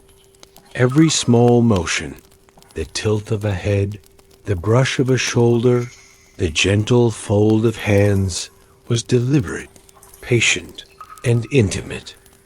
The sun climbed higher, casting dappled light through the branches, and the garden's subtle magic pulsed with every shift of the wind, every flutter of a petal, every delicate hum of unseen creatures. The knight felt an overwhelming sense of serenity, a profound realization that true magic, like true connection, unfolds only in calm, deliberate attention. The figure reached out, lightly touching his hand, a gentle, slow gesture that seemed to echo the rhythm of the crystal's pulse. "This," they whispered, "is the culmination of Avalon's gift. Not power, not grandeur, but patience. Not force, but trust. Not haste, but presence." For a long, unbroken moment, the knight allowed himself to absorb it all, the warmth, the light, the whispers, the shared presence. Every fiber of his being aligned with the slow, deliberate rhythm of the garden. Avalon's heart had been revealed, not as a secret to be taken, but as a gentle truth to be felt, carried forward and remembered. And as the morning deepened into a serene day, the knight understood that he had not merely visited Avalon. He had become a part of it, as it had become a part of him. A quiet smile curved his lips, and the figure beside him mirrored it, a silent acknowledgement of patience rewarded, magic felt, and hearts quietly aligned. The garden pulsed gently around them. Every leaf, every stone, every ripple of air, participating in a soft symphony of calm, patience, and subtle joy. And in that quiet, luminous, patient embrace, the knight's heart opened fully, finally, and completely, attuned to the rhythm of Avalon and the enduring magic of slow, deliberate presence. The garden had settled into a serene rhythm, as if the very earth had inhaled deeply and exhaled slowly, allowing the morning to stretch into a gentle, timeless day. Every leaf, every petal, every tendril of ivy seemed to pulse softly with the heartbeat of Avalon itself, subtle and unhurried, like a lullaby that had been whispered for centuries. The knight sat beneath the flowering arbor, hands still resting lightly upon the crystal's gentle warmth. Beside him, the figure, the guardian of this hidden glade, remained patient, their presence radiating quiet assurance. Neither spoke immediately, for words would have seemed abrupt, too hurried to match the deliberate, slow rhythm of the garden. Instead, they simply breathed, inhaling the soft fragrance of jasmine and dew, feeling the subtle pulse of magic threading through every stone, every leaf, every whisper of wind. Finally, the figure spoke, their voice like a slow ripple through still water. "You have come far, traveler. You have allowed yourself to notice, to be present, to trust in the quiet unfolding of Avalon. And now, you are ready to see the deepest secret of this place. The knight's gaze lifted, meeting theirs. His heart stirred, not with anxiety, not with haste, but with the calm, patient anticipation of someone who knows the moment will reveal itself fully in its own time. The figure extended a hand toward the crystal, guiding him to rest both hands upon it. As his palms touched its smooth surface, a warmth radiated outward, expanding slowly, deliberately, until it filled the glade and seeped into the very marrow of his bones. He felt Avalon's energy ripple through him, gentle, soothing, infinitely patient. And then, slowly, the crystal's glow shifted, soft tendrils of silver light weaving through the air like liquid threads of magic. Within those threads, the knight saw visions, not with his eyes, but within the quiet corners of his mind. He saw the spirits of Avalon's past guardians, moving gracefully among hidden groves. He saw knights and visitors who had wandered here centuries ago, each learning patience, each discovering the slow rhythm of trust, each feeling the gentle awakening of their hearts. The visions were delicate, not forceful, expanding around him like a soft symphony of light and memory. A subtle warmth grew in his chest, spreading outward, a deepening sensation of connection, not only to Avalon, but to the figure beside him, to the garden, and to the pulse of magic itself.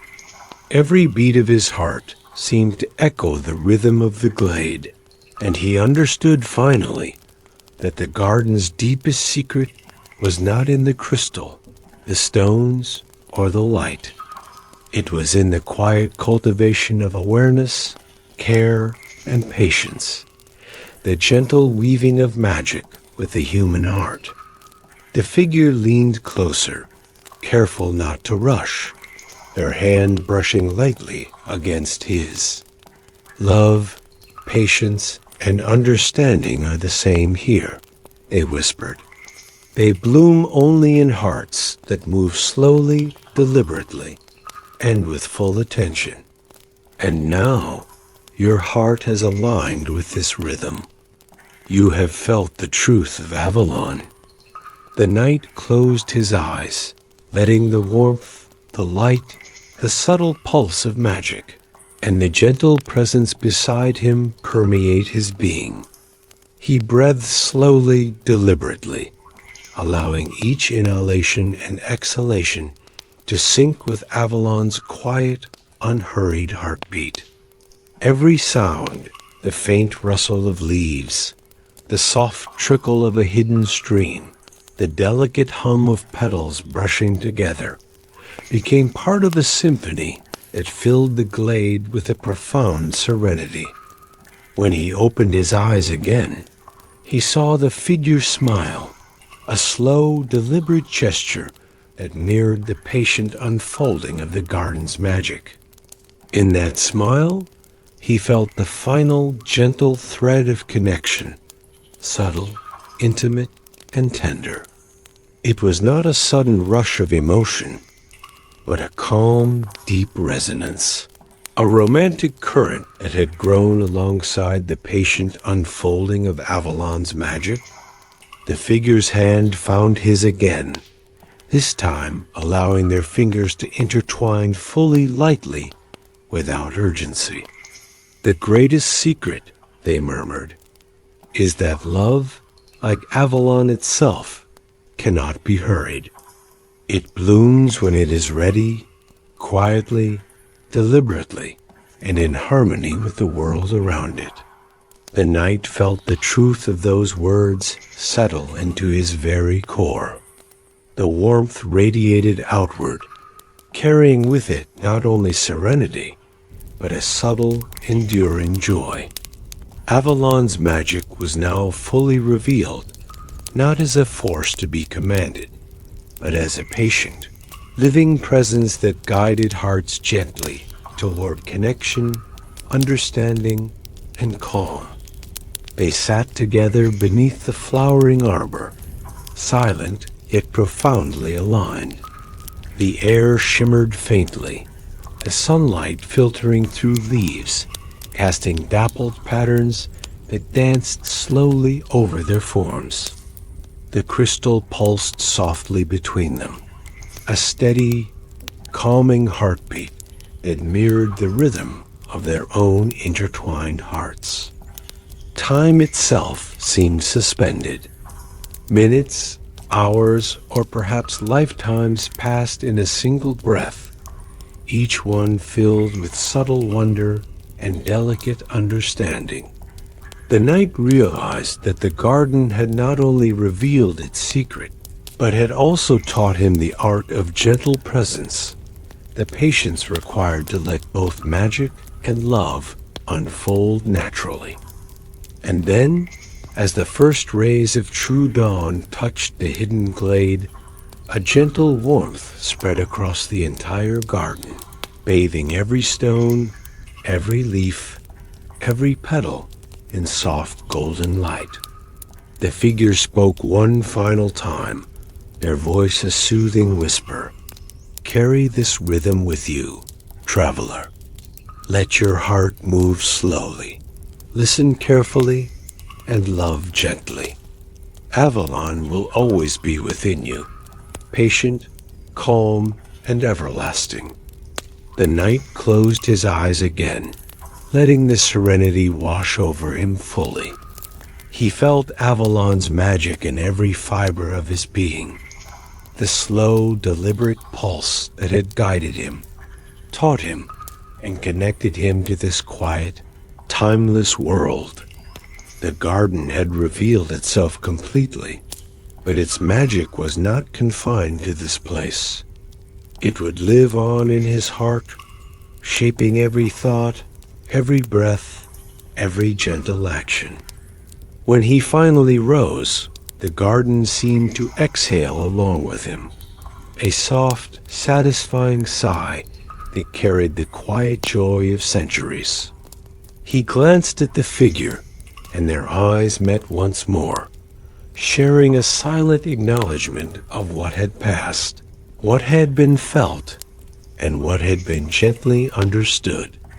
As they walked together through the winding paths, the knight felt his heart lighter, calmer, and open to the slow, deliberate rhythm of both love and magic. Avalon had revealed its secret in the quietest way possible, through patience, gentle guidance, and the understanding that the most enduring connections are those nurtured slowly, with care and awareness. The garden shimmered softly around them, every leaf, every stone, every whispering breeze affirming the gentle truth. And in that soft, golden light, the knight finally knew that he had found not only the hidden heart of Avalon, but also the enduring, patient rhythm of his own heart. A slow, steady pulse that would guide him through every quiet moment, every gentle encounter, and every unfolding story to come.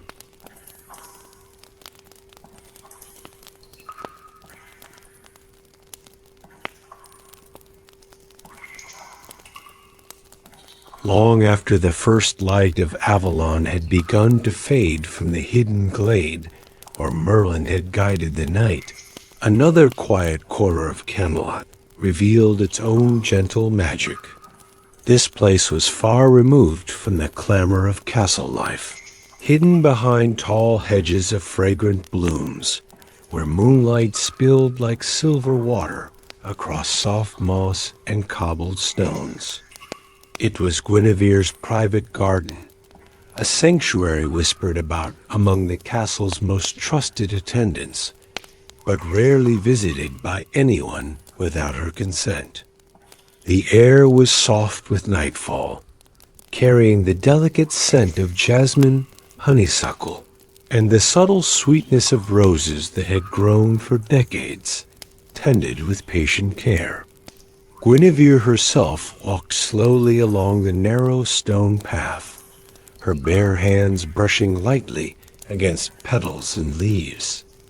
The moon hung low, casting a gentle, almost ethereal glow across the garden, highlighting every curve of a leaf, every shimmer of dew.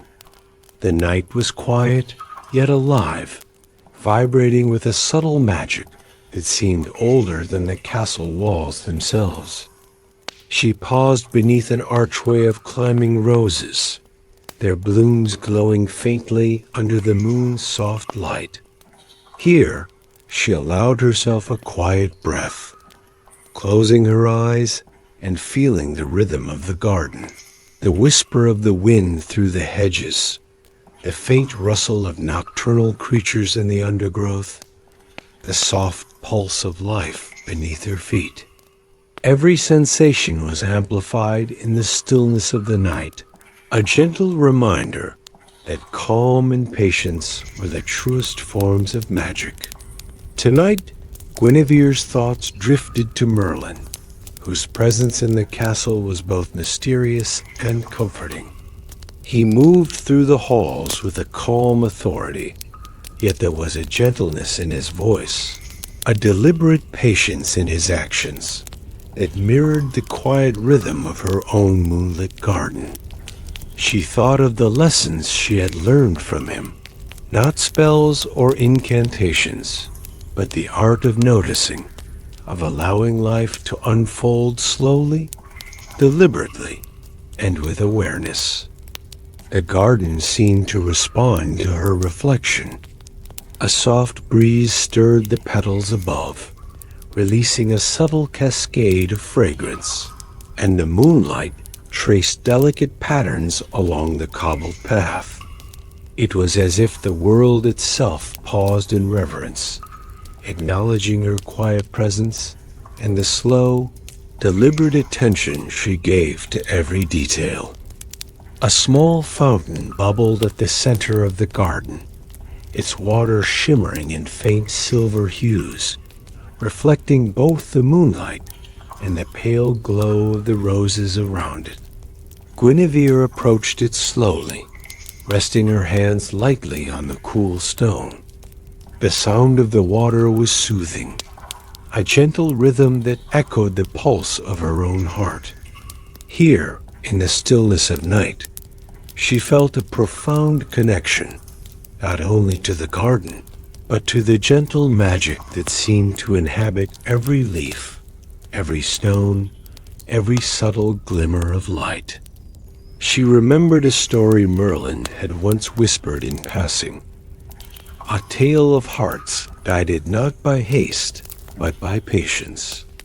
He had spoken of the quiet strength in waiting, the soft power of noticing, and the gentle way that true connection could bloom when tended with care.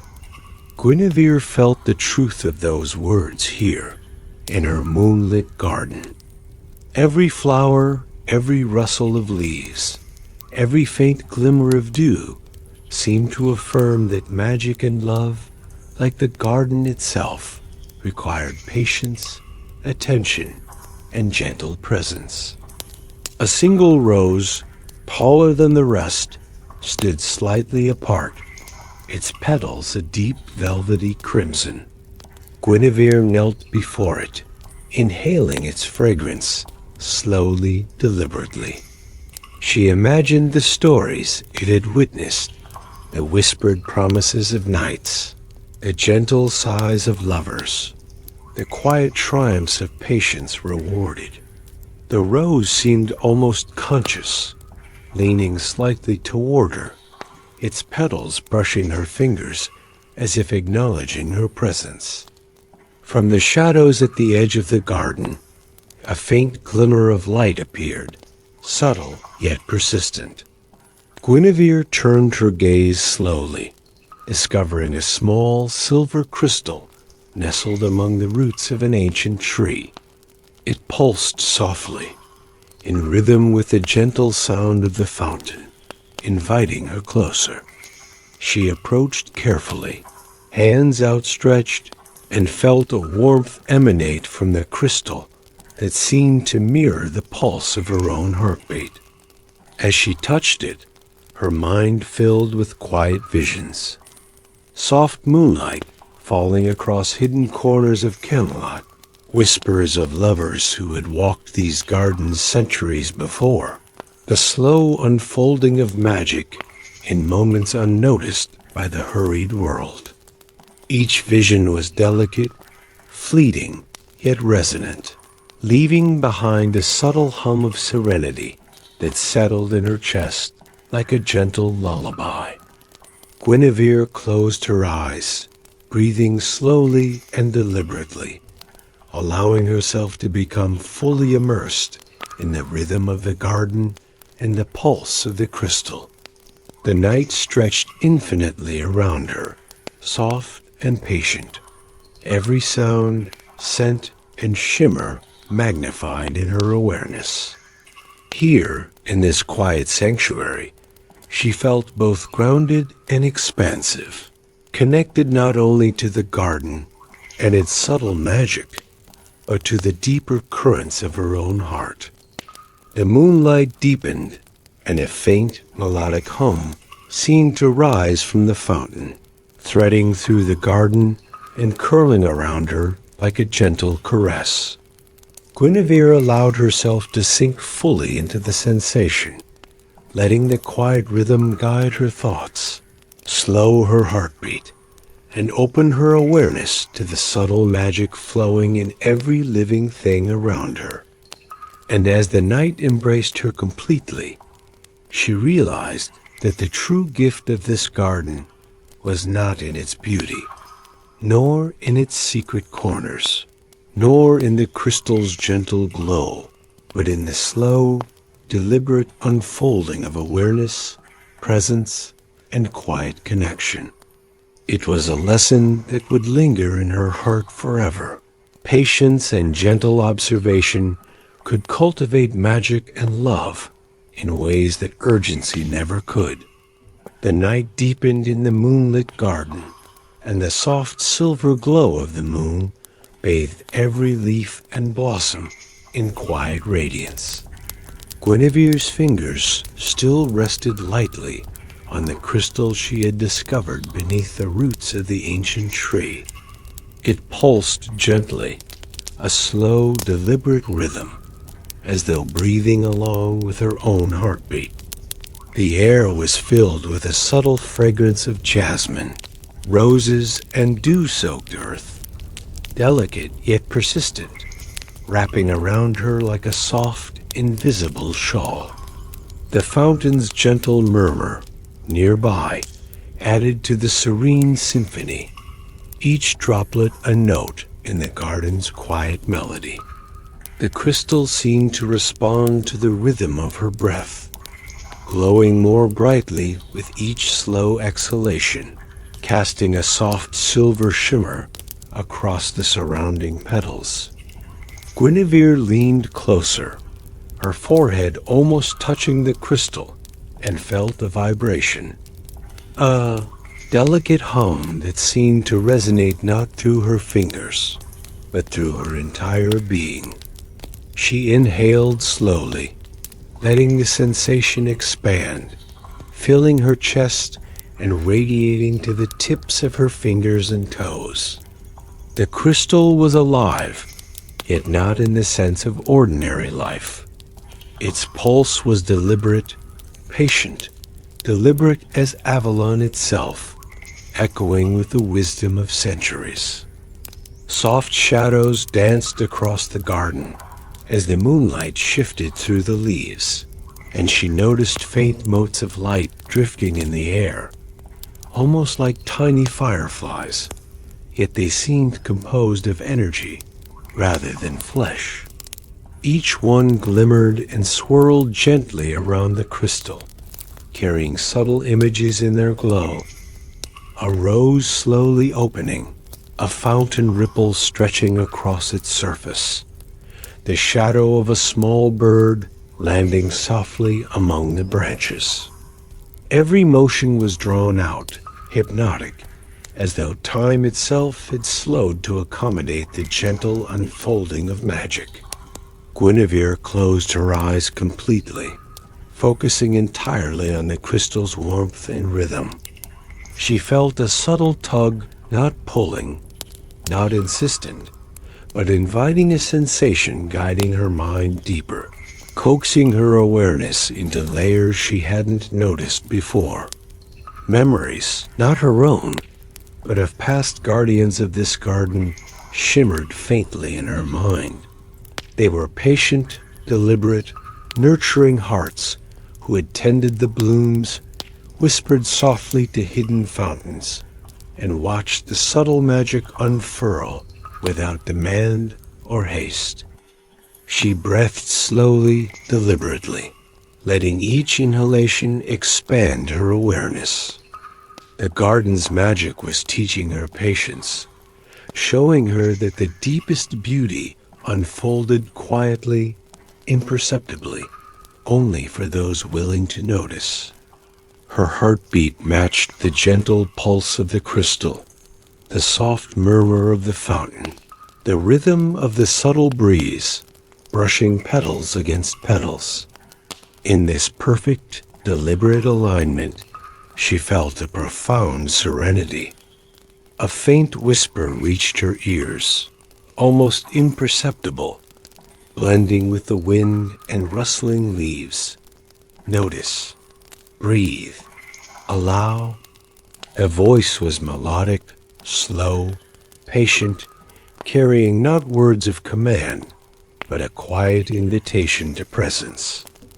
Guinevere responded instinctively, inhaling deeply, letting her awareness expand to every leaf, every petal, every shimmering motes of light around her.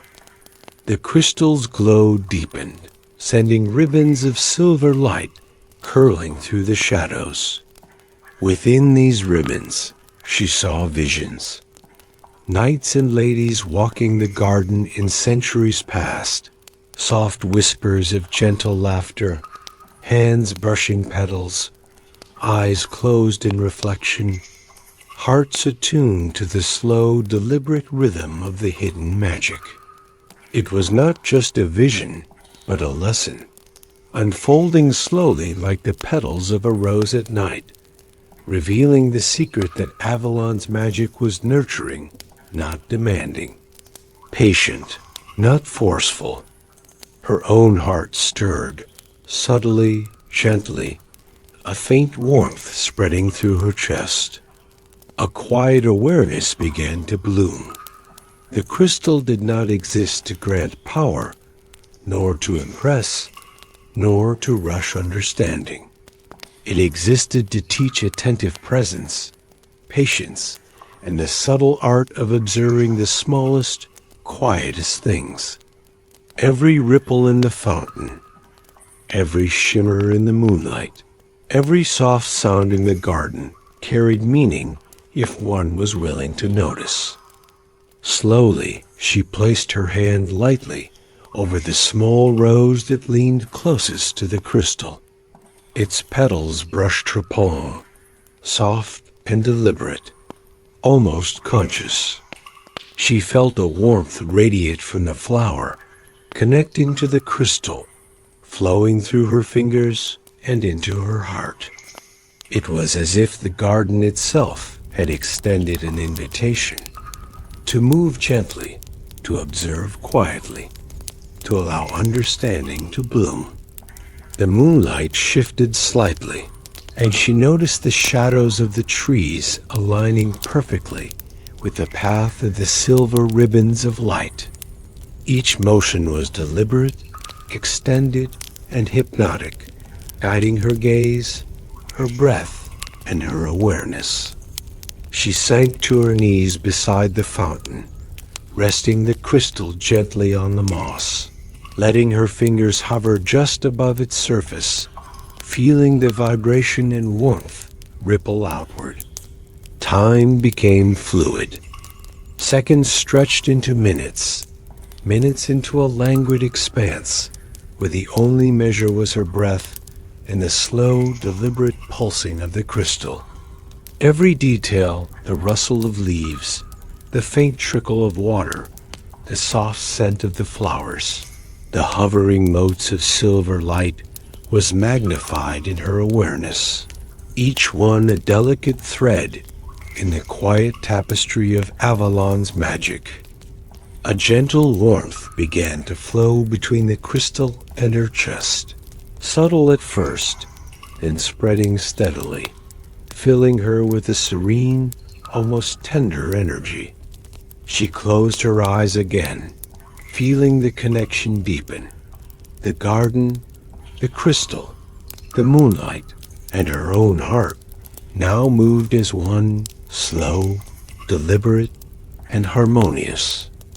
The whispers of the past guardians, the soft glow of the crystal, and the quiet pulse of the night seemed to merge into a single melody, a day, a melody. Ah, lullaby, patient and infinitely calm. Guinevere realized she had entered a space beyond ordinary awareness. Here, time was not measured in minutes, but in moments of deliberate presence, and magic revealed itself not through haste, but through patient observation. For hours she remained there, kneeling beside the fountain, letting the subtle currents of magic and serenity wash over her completely. Each breath, each heartbeat, each movement was drawn out, gentle and fully present. Slowly, deliberately, the garden's secret began to unfold in her mind. The crystal did not grant knowledge or power, it taught care, patience, and the quiet art of aligning one's heart with the rhythm of magic and life. And in that quiet, moonlit space, surrounded by the soft fragrance of flowers, the gentle pulse of the fountain, and the shimmering ribbons of silver light, Guinevere felt a deep, enduring peace, a calm resonance that would linger within her, guiding every step, every thought, and every gentle interaction to come.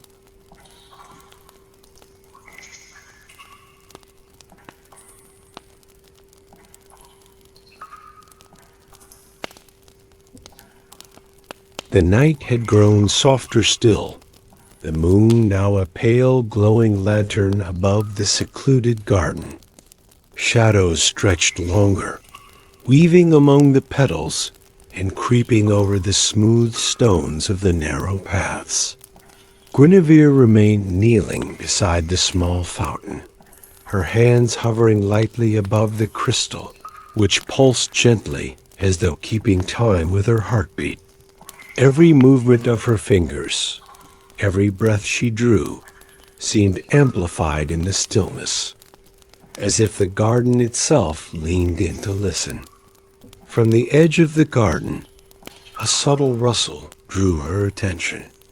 Not startling, not abrupt, but deliberate, a gentle disturbance in the otherwise serene night. She looked up slowly, eyes tracing the movement, and noticed a single rose in full bloom shimmering faintly under the moonlight. Its petals were silver-tipped, catching the glow in delicate arcs, as though reflecting the pulse of the crystal she held. Guided by an instinct she did not question, she rose slowly and moved toward the rose, each step measured and deliberate. The soft moss under her feet muffled her movement, every sound magnified only by the gentle awareness of her presence. As she knelt beside it, the petals seemed to flutter slightly, brushing her fingertips with the lightest touch. A warmth radiated through her hand, connecting her to the crystal, the fountain, and the garden itself. She closed her eyes and breathed deeply, inhaling the subtle fragrance of moonflowers, jasmine, and the gentle sweetness of the silver rose. The garden whispered to her in hushed tones, not in words but in sensations. The soft brush of leaves, the trickle of water, the faint, melodic pulse of unseen life moving among the shadows. Each moment stretched slowly, deliberately, allowing her awareness to deepen, every heartbeat resonating with the subtle magic around her. The crystal pulsed once, twice slowly, and then faintly. She heard a whisper, not through her ears, but through the quiet center of her mind. You notice. You are present. You are patient. It was a voice that carried no urgency, only calm, only gentle guidance. She allowed herself to surrender to it, leaning into the rhythm, letting her awareness expand to the entire garden. The arching branches, the hidden paths, the soft ripple of the fountain, the silver motes of light drifting lazily through the air. A subtle warmth began to rise in her chest, spreading slowly through her shoulders, her arms, and down to her fingertips. It was not sudden, not overwhelming, but patient and deliberate. A gentle resonance that made her heart expand in ways words could not convey. The silver rose seemed to lean closer, brushing her hand once more with its soft petals, its warmth harmonizing with the crystal's pulse. In that delicate stillness, she felt the faintest flicker of emotion, an intimacy, a quiet connection, a gentle acknowledgement that she was not alone in feeling the garden's magic. She realized that patience, presence, and attention were the truest expressions of love here, and the garden itself mirrored the same rhythm. Her heart beat slowly, deliberately, in tune with the crystal, the fountain, and the soft sigh of the night. The silver motes of light began to swirl more deliberately, forming soft circular patterns in the air above the fountain and the rose. They shimmered faintly, creating images within their glow. Past visitors of the garden, gentle smiles, hands brushing petals, soft laughter, quiet moments of observation. These visions were not fleeting. They lingered just long enough to be felt, noticed, absorbed. Each one imparted a subtle lesson, an invitation to move gently, to observe deliberately, and to allow connection to bloom naturally. Guinevere knelt again, this time placing both hands on the crystal, closing her eyes fully, and letting the pulse of light, warmth, and gentle resonance flow through her entirely. She could feel the garden's memory, the layered presence of those who had walked here before, the careful weaving of magic that encouraged patience, awareness, and quiet intimacy. Every sense sharpened in this awareness. The subtle scent of roses, the soft rustle of leaves, the distant murmur of water, the faint glow of moonlight on petals. Hours seemed to pass in a single breath. She felt her mind and body expand with the rhythm of the garden, every heartbeat and inhalation synchronized with the crystal's pulse. The warmth in her chest grew steadily, a calm and tender presence that filled every empty space with serenity. She became aware that the garden, the crystal, and the silver rose were not separate. They were one flowing, deliberate, patient pulse of life and magic. A gentle breeze moved through the garden, teasing the edges of her hair and brushing softly against her cheeks. The silver rose shivered slightly in its moonlit glow, sending a faint, resonant vibration through the air. Guinevere leaned closer, feeling the subtle energy merge with her own heartbeat. And then, softly, she heard a faint, melodic whisper once more. Presence, patience, alignment. Love grows where hearts move deliberately, where attention is full, where moments are cherished slowly. Her eyes fluttered open. The garden shimmered faintly, as if acknowledging her understanding. The crystal pulsed in gentle confirmation. The silver rose leaned slightly toward her, and the soft light of the moon seemed to embrace her entirely. She felt a calm certainty. The garden's magic was no longer a distant force. It lived in her awareness, her breath, her heart. For a long, lingering moment, she sat beside the fountain, letting the energy flow, letting the warmth settle deep in her chest. The night was complete, patient, and unhurried. She understood now that the magic of Avalon, of Camelot, and of this secret garden was not in grandeur or spectacle. It existed in quiet attention, slow perception, and the deliberate unfolding of connection, gentle, subtle, and infinitely enduring. And as the moonlight deepened, washing over the garden in its soft silver glow, Guinevere felt a profound alignment of heart and awareness. The crystal, the fountain, the silver rose, and the whispering night all became part of her rhythm, and she part of theirs. Every pulse, every breath, every tender sensation was woven together in a lullaby of serene magic, patient love, and the slow, deliberate awakening of the heart. The moon had risen higher, spilling a soft, silver glow across the garden, brushing every leaf, every petal, every stone with gentle light. Guinevere remained kneeling beside the fountain, her palms resting lightly on the pulsing crystal. Its glow had deepened now, spreading a warmth that seemed to fill the air, touch the roots of every flower, and ripple gently across the moss-covered path. She inhaled slowly, deliberately, letting the scent of jasmine, honeysuckle, and dew-washed roses fill her senses. The garden seemed alive with subtle awareness. Every tiny movement, a ripple of water, the flicker of silver motes, the sway of branches measured and deliberate. She felt the crystal's pulse synchronize with her own heartbeat, slow, steady, patient, and deliberate, as if teaching her the rhythm of the garden itself.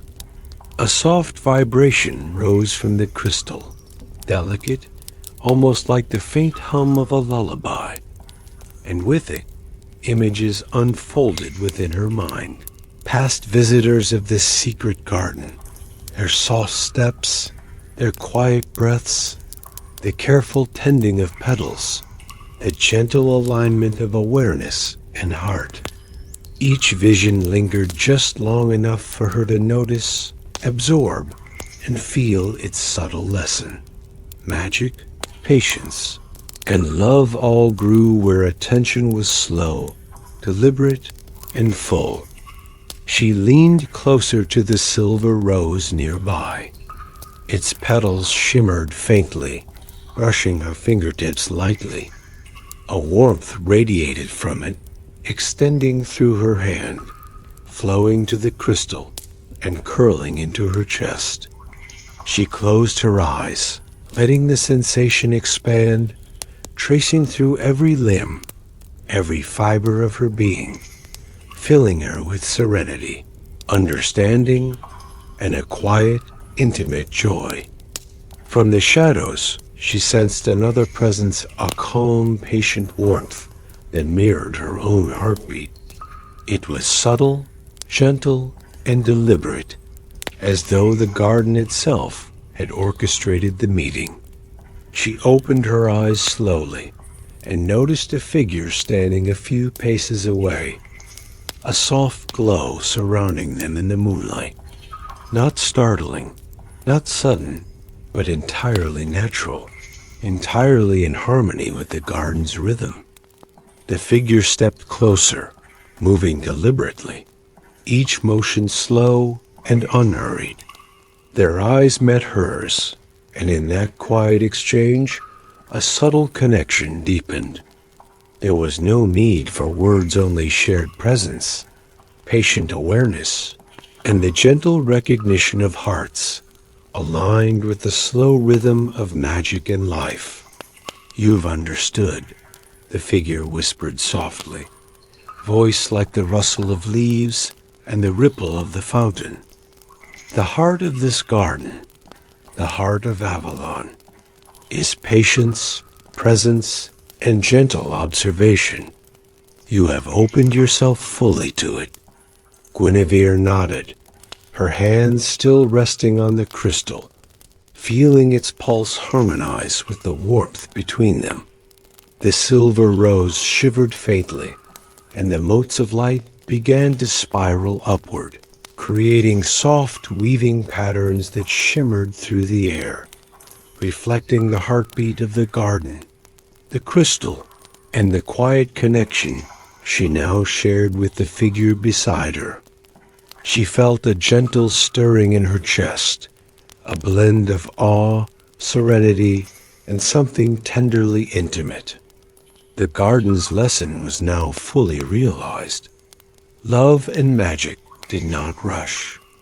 They bloomed where attention was deliberate, where hearts moved slowly, where awareness was fully present. Every motion, every breath, every soft sound was part of a deliberate, patient symphony, and she felt herself immersed in it completely. The crystal pulsed more brightly, sending threads of silver light across the garden. Guinevere closed her eyes again, letting the warmth radiate through her chest, down her arms, and outward to the ground beneath her. The silver rose leaned gently toward her, as if acknowledging the union of awareness, presence, and patient connection.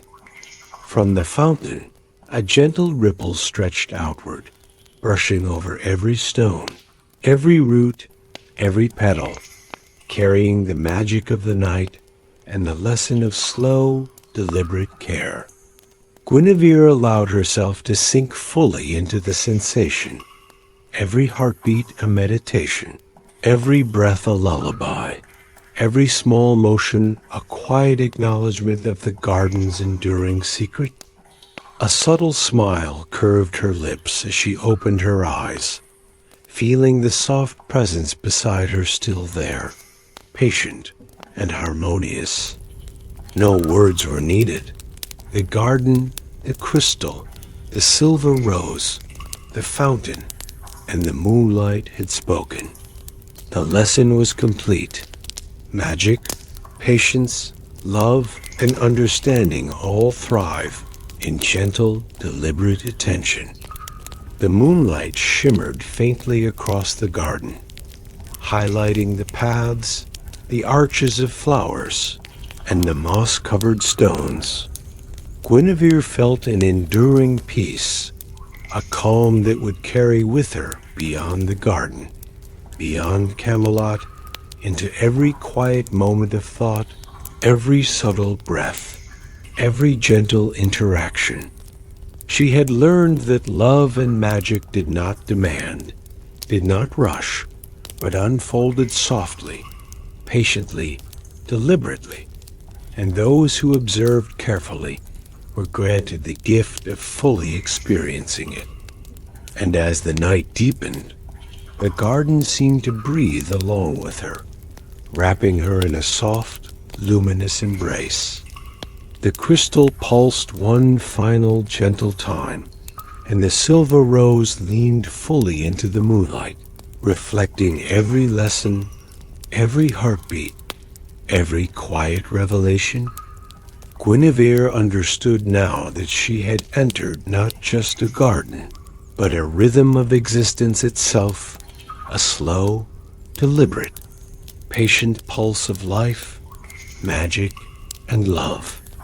And in that rhythm, she felt her heart expand fully, quietly, perfectly aligned with the gentle flow of the night, the whispering silver rose, and the enduring magic of Avalon.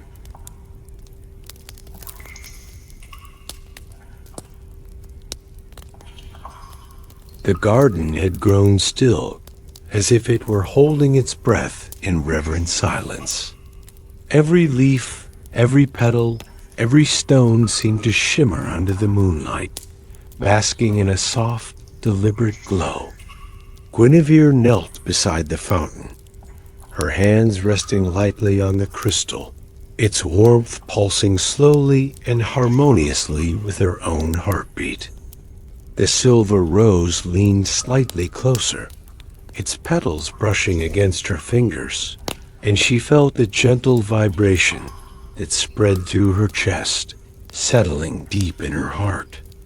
The garden was alive, not with hurried motion, but with quiet, patient presence, the culmination of centuries of care, attention, and deliberate magic. From the edge of the moonlit path, the soft, deliberate steps of the figure she had noticed earlier drew closer. Not rushed, not sudden, but moving in perfect harmony with the gentle rhythm of the garden. Their eyes met, and in that slow, unspoken exchange, Guinevere felt a subtle, intimate connection, a resonance of hearts aligned with patience, presence, and quiet understanding. The figure knelt beside her, leaving a small space of silent respect between them.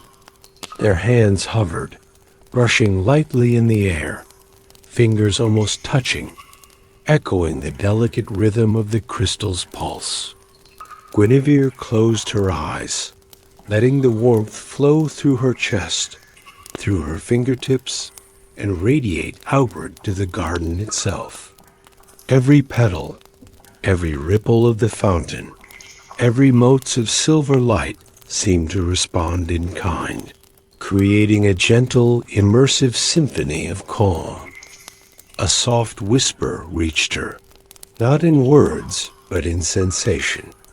The heart of this garden, the heart of Avalon, is patience, presence, and quiet connection. You have felt it fully now. She opened her eyes slowly, meeting the gentle gaze of the figure. In that moment, there was no need for words. Every subtle smile, every delicate movement, every quiet acknowledgement spoke volumes. The garden's magic was complete within her awareness, and now it extended to this shared presence, soft, deliberate, intimate. The crystal pulsed once more, brighter than before, sending threads of silver light spiraling gently across the fountain, the moss-covered stones, and the silver rose. Guinevere reached out slowly, deliberately, and the figure mirrored her movement. Their hands met lightly, not with urgency, but with patient, careful attention. A warmth spread between them, subtle yet profound, echoing the rhythm of the crystal, the fountain, and the entire garden. Moonlight shimmered along the petals and the surface of the fountain, highlighting every detail in soft, luminous arcs. The garden seemed to breathe along with them, each subtle movement and tender sensation amplified in the stillness. Guinevere felt the pulse of the crystal merge with her own heartbeat, and the warmth between them, creating a slow, steady rhythm of connection, patience, and gentle love. She let herself sink fully into the moment, closing her eyes and breathing deliberately. The whispers of the garden, the faint rustle of leaves, the shimmer of motes in the moonlight, and the soft vibration of the crystal, all combined in a delicate, hypnotic harmony. She felt completely present, completely aligned, completely at peace. Time stretched, unhurried, as they remained kneeling side by side. Every heartbeat, every breath, every gentle touch was a meditation in itself, a lullaby of slow, deliberate intimacy. The silver rose leaned fully toward her, as if bowing in acknowledgement of the harmony she had achieved. The garden, the crystal, and the night itself seemed to embrace her, wrapping her in soft, patient light. Finally, the figure spoke, their voice low, melodic, and deliberate. Carry this rhythm with you. Let your heart move patiently. Notice the smallest moments and love gently. Avalon's magic, the magic of the garden, and the pulse of every living thing will guide you wherever you go. Guinevere exhaled slowly, a serene smile curling her lips. She placed her hands lightly on the silver rose and the crystal, feeling the gentle warmth ripple through her. The night seemed to hold her for a final moment. Every leaf, every stone, every whisper of wind affirming the lesson she had learned. Love and magic flourish in patience, presence, and deliberate attention. She rose carefully, still feeling the pulse of the garden, the crystal, and the soft presence beside her. Every step she took was measured, deliberate, and in harmony with the gentle rhythm that had enveloped her. The silver light of the moon reflected off her fingertips and the petals of the rose, a soft, lingering glow that seemed to promise the garden's serenity would follow her beyond its walls. And as she walked slowly along the hidden path, leaving the fountain, the crystal, and the silver rose behind, she felt the full, enduring resonance of Avalon within her heart. It was a gentle, patient beat, steady and calm, a lullaby for every quiet moment to come, and a soft guide for love, magic, and deliberate presence. The garden exhaled softly behind her, every leaf and petal shimmering faintly, every stone basking in quiet radiance. Guinevere carried the lesson forward, wrapped in the memory of the moonlit garden, the silver rose, and the gentle pulse of the crystal. And in that quiet, deliberate rhythm, she found peace, serenity, and the subtle, enduring magic of patient love.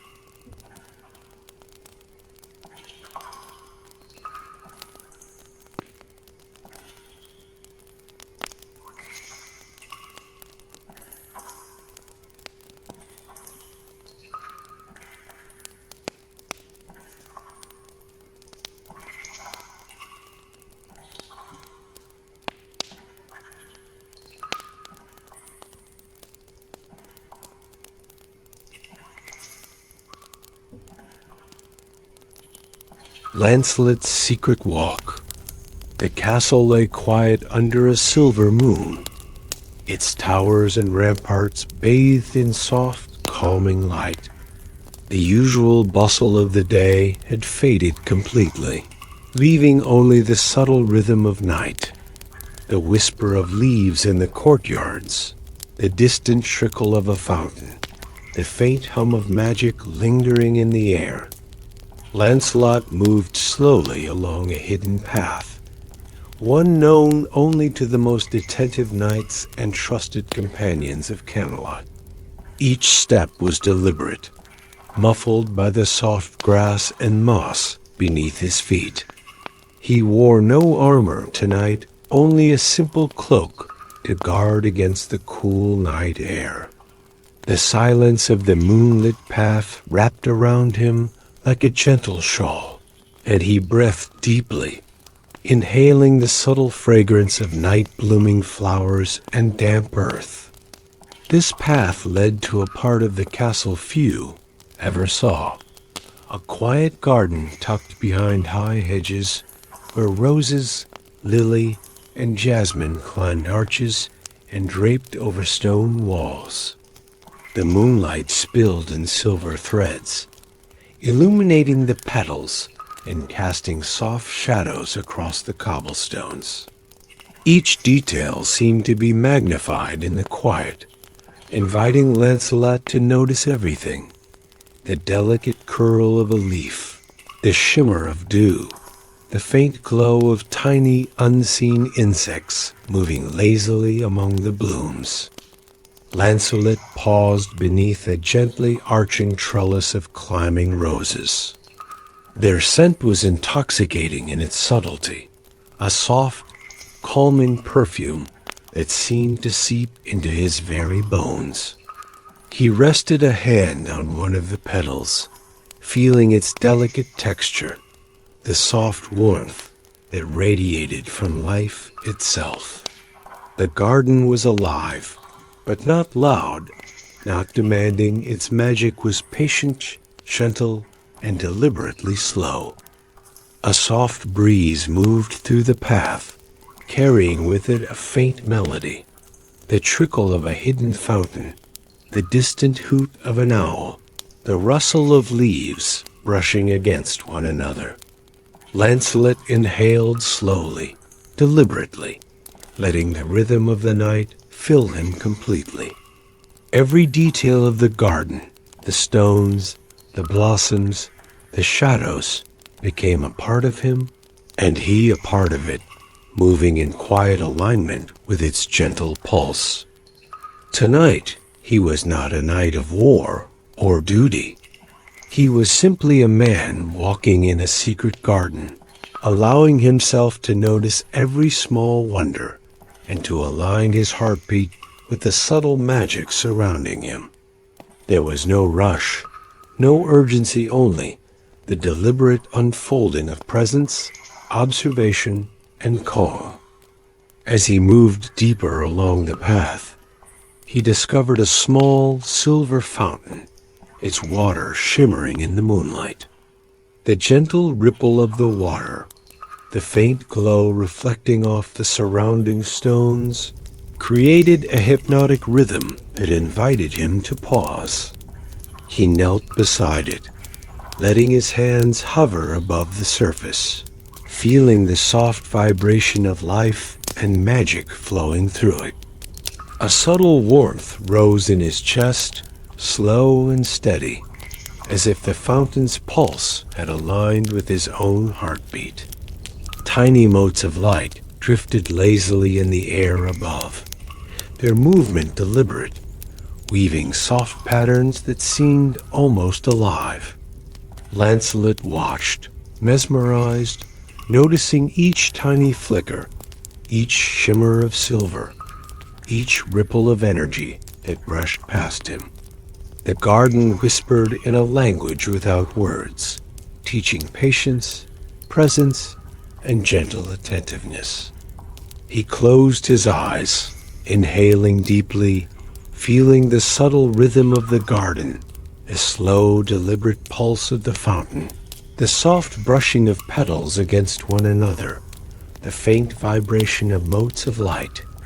He became aware of his own heartbeat, slow and steady, harmonizing with the magic around him. The night stretched infinitely, yet each moment was fully present, fully alive, and fully felt. And in that serene, moonlit embrace, Lancelot understood a subtle truth, that some moments of magic, some discoveries of the heart, could only be found in the quiet, deliberate attention to what surrounds him. The garden's rhythm, the moon's silver glow, the fountain's gentle pulse, all were guides, teaching him the patient unfolding of calm, awareness, and gentle presence. He stayed there for a long while, kneeling beside the fountain, feeling the warmth, the quiet magic, and the soft, deliberate rhythm of the garden. Every inhale, every exhale, every subtle vibration was a lullaby, a soft guide into stillness, serenity, and gentle reflection. The castle beyond the hedges could wait. Tonight, only this secret path, this moonlit garden, and the quiet unfolding of magic mattered. Lancelot remained kneeling beside the silver fountain, letting his hands hover just above the water's surface. The moonlight reflected across the rippling liquid in delicate threads, weaving soft patterns that danced slowly across the stones. The air was fragrant with jasmine and night-blooming roses, a scent so gentle that it felt like a whisper brushing against his senses. As he leaned closer, he noticed something he had not seen before. Tiny motes of silver light rising from the fountain, drifting lazily upward, swirling around him in hypnotic patterns. They moved slowly, deliberately, and in their glow he saw faint, delicate visions, whispers of past lovers, knights and ladies who had walked this garden centuries before, their hands brushing petals, their laughter soft and fleeting, their moments of quiet connection frozen in silver light. He inhaled slowly, deliberately, letting the rhythm of the garden, the fountain, and the silver motes fill him completely. Each breath carried the subtle warmth of magic, spreading through his chest and shoulders down to his fingertips. He felt as if the garden itself was breathing with him, teaching him patience, presence, and the quiet art of noticing. A soft ripple moved through the water, sending tiny vibrations up through his hands. Lancelot closed his eyes, letting the subtle resonance flow into his mind. The visions in the silver light grew slightly clearer, revealing delicate moments of tender connection. A hand brushing against a hand, a quiet word shared under moonlight, a soft glance exchanged across a garden. These fleeting glimpses were neither hurried nor loud. They existed fully in the deliberate stillness of observation. He felt his own heartbeat align with the rhythm of the fountain.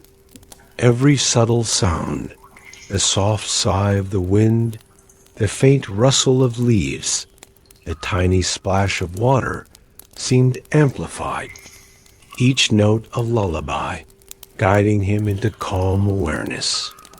The garden had its own language, one of patience, care, and deliberate attention, and Lancelot felt himself learning to speak it simply by breathing and noticing. The silver motes drifted closer, brushing lightly against his shoulders and arms, leaving a faint, warming sensation behind. One lingered near his hand, glowing more brightly than the rest, pulsing gently in harmony with his heartbeat. He reached out slowly, deliberately, letting his fingers hover above it. The warmth from the moat spread through his hand, winding up his arm, settling deep in his chest. A calm, intimate connection bloomed within him, subtle but undeniable, a recognition of presence, of magic, and of quiet attention rewarded. He opened his eyes and let the moonlight sweep over him fully. The fountain rippled gently in response to the subtle pulse of his heartbeat, each tiny wave reflecting silver threads into the air. Lancelot felt the intimacy of the moment, not romantic in loud gestures, but soft, deliberate, and patient. The garden, the fountain, and the drifting motes seemed to lean in, guiding him to notice every detail, to align his presence fully with the calm rhythm of the night. Slowly, deliberately, he traced his fingertips along the rim of the fountain, feeling the smooth stone and the subtle vibration of the water beneath. A single mote of light hovered above his palm, and he felt warmth, understanding, and a quiet joy radiate through him. In that simple, deliberate motion, he realized the garden's secret. Magic and connection did not demand attention. They revealed themselves fully only to those who moved slowly, observed deliberately, and allowed themselves to be fully present. Lancelot stayed there for hours, kneeling beside the fountain, absorbing the rhythm, the light, and the gentle warmth. His mind emptied of urgency, replaced entirely by presence, observation, and the quiet resonance of the garden. Every petal, every stone, every ripple of water, every mote of silver light became a part of him, and he of them. And as the moonlight deepened, casting soft, silver arcs across the hidden path, Lancelot felt a subtle, enduring calm settle in his chest. A patient, gentle heartbeat, aligned with the rhythm of the garden, the whispering fountain, and the slow, deliberate unfolding of magic. It was a peace that promised to remain, a lullaby for every quiet moment, every soft breath, every gentle awareness yet to come. The night had deepened further, and the silver glow of the moon draped the hidden garden in a calm, tranquil light. Each leaf shimmered faintly, dew clinging softly to petals and blades of grass. The fountain's gentle murmur blended with the soft sigh of the wind, creating a rhythm so subtle that it seemed to pulse with the heartbeat of the garden itself. Lancelot remained kneeling beside the fountain, letting his fingers hover just above the water. The motes of silver light had multiplied, drifting slowly in lazy spirals above him, their soft glow reflecting in the tiny ripples of the fountain. Each mote seemed alive, almost sentient, responding to his presence with a delicate shimmer. He closed his eyes and inhaled slowly, deliberately. The air was fragrant with night-blooming roses, jasmine, and soft moss, filling his lungs with the gentle scent of the garden. He felt the pulse of the water beneath his hands, the subtle warmth of the motes brushing his skin, and the soft vibration of life threading through every leaf, every stone, every petal. A subtle whisper brushed through his mind, melodic and calm. Notice, breathe, allow, observe with patience. It was neither loud nor demanding, but deliberate, gentle, and infinitely soft.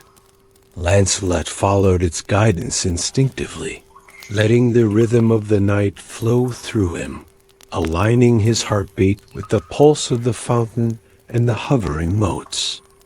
He opened his eyes and noticed a single rose at the edge of the path, its petals a delicate shade of crimson, touched with silver. The rose seemed to lean toward him, its petals brushing lightly against his fingertips as if inviting him closer. A warmth spread from the flower into his palm, flowing gently into his chest. It was a subtle, intimate sensation, not a fire of passion, but a quiet, deliberate resonance, a reminder that connection and care were nurtured slowly, patiently, and with presence. Lancelot traced his fingers along the curve of the petals, feeling the smooth softness, the faint pulse of life within. Around him, the motes of silver light swirled more deliberately, forming soft arcs and circles that mirrored the rhythm of his breathing. The garden seemed to respond to his careful attention. Every leaf, every ripple of water, every subtle vibration, aligning in harmony with his deliberate presence. He inhaled deeply, exhaling slowly, feeling a gentle warmth radiate from the fountain, the rose, and the drifting lights. His heart felt lighter, more aware, attuned not to urgency, but to the patient unfolding of subtle wonders.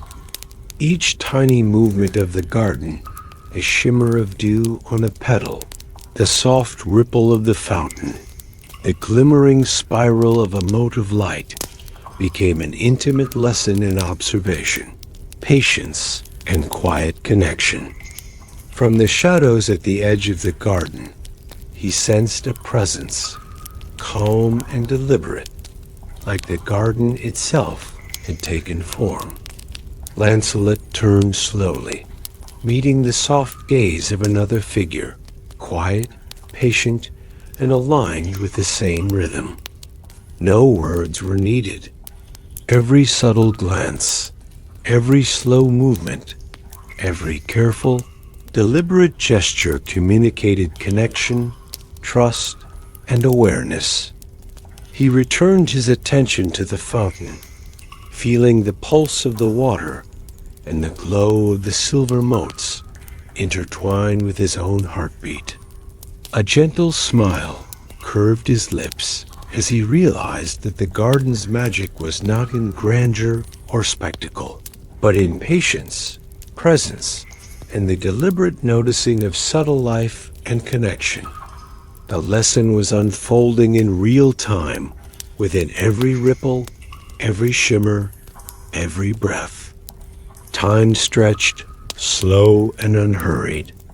Lancelot allowed himself to sink fully into the gentle rhythm of the garden, letting his thoughts drift like the silver motes above, letting his breath align with the pulse of the fountain, the rose, and the delicate night air.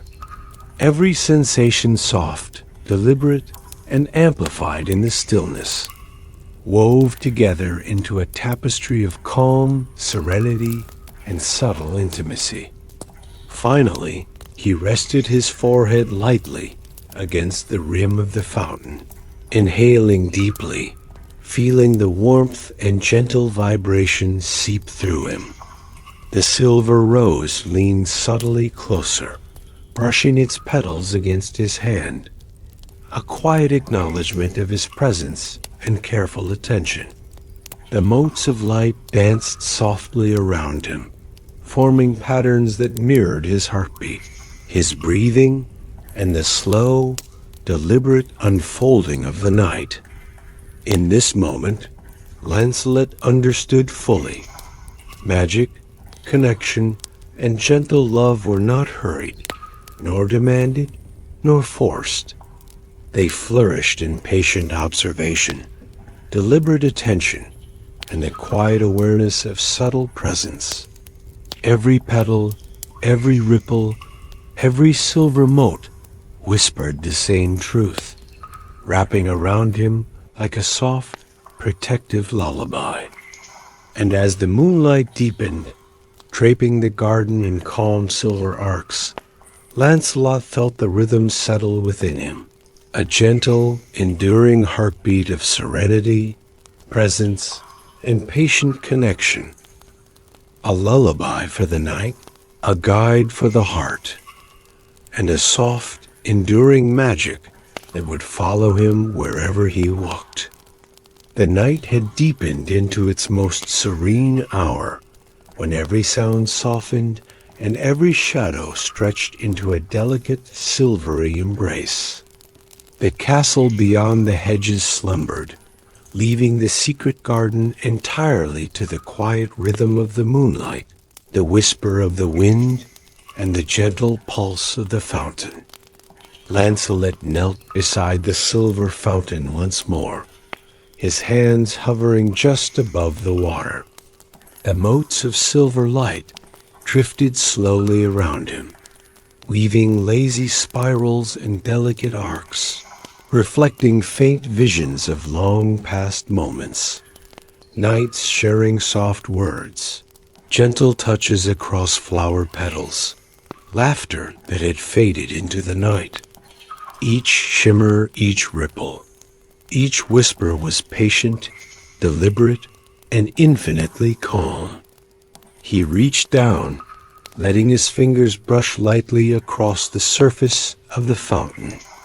The water's pulse matched the rhythm of his heartbeat, slow and steady, guiding him into deeper awareness of the garden's magic.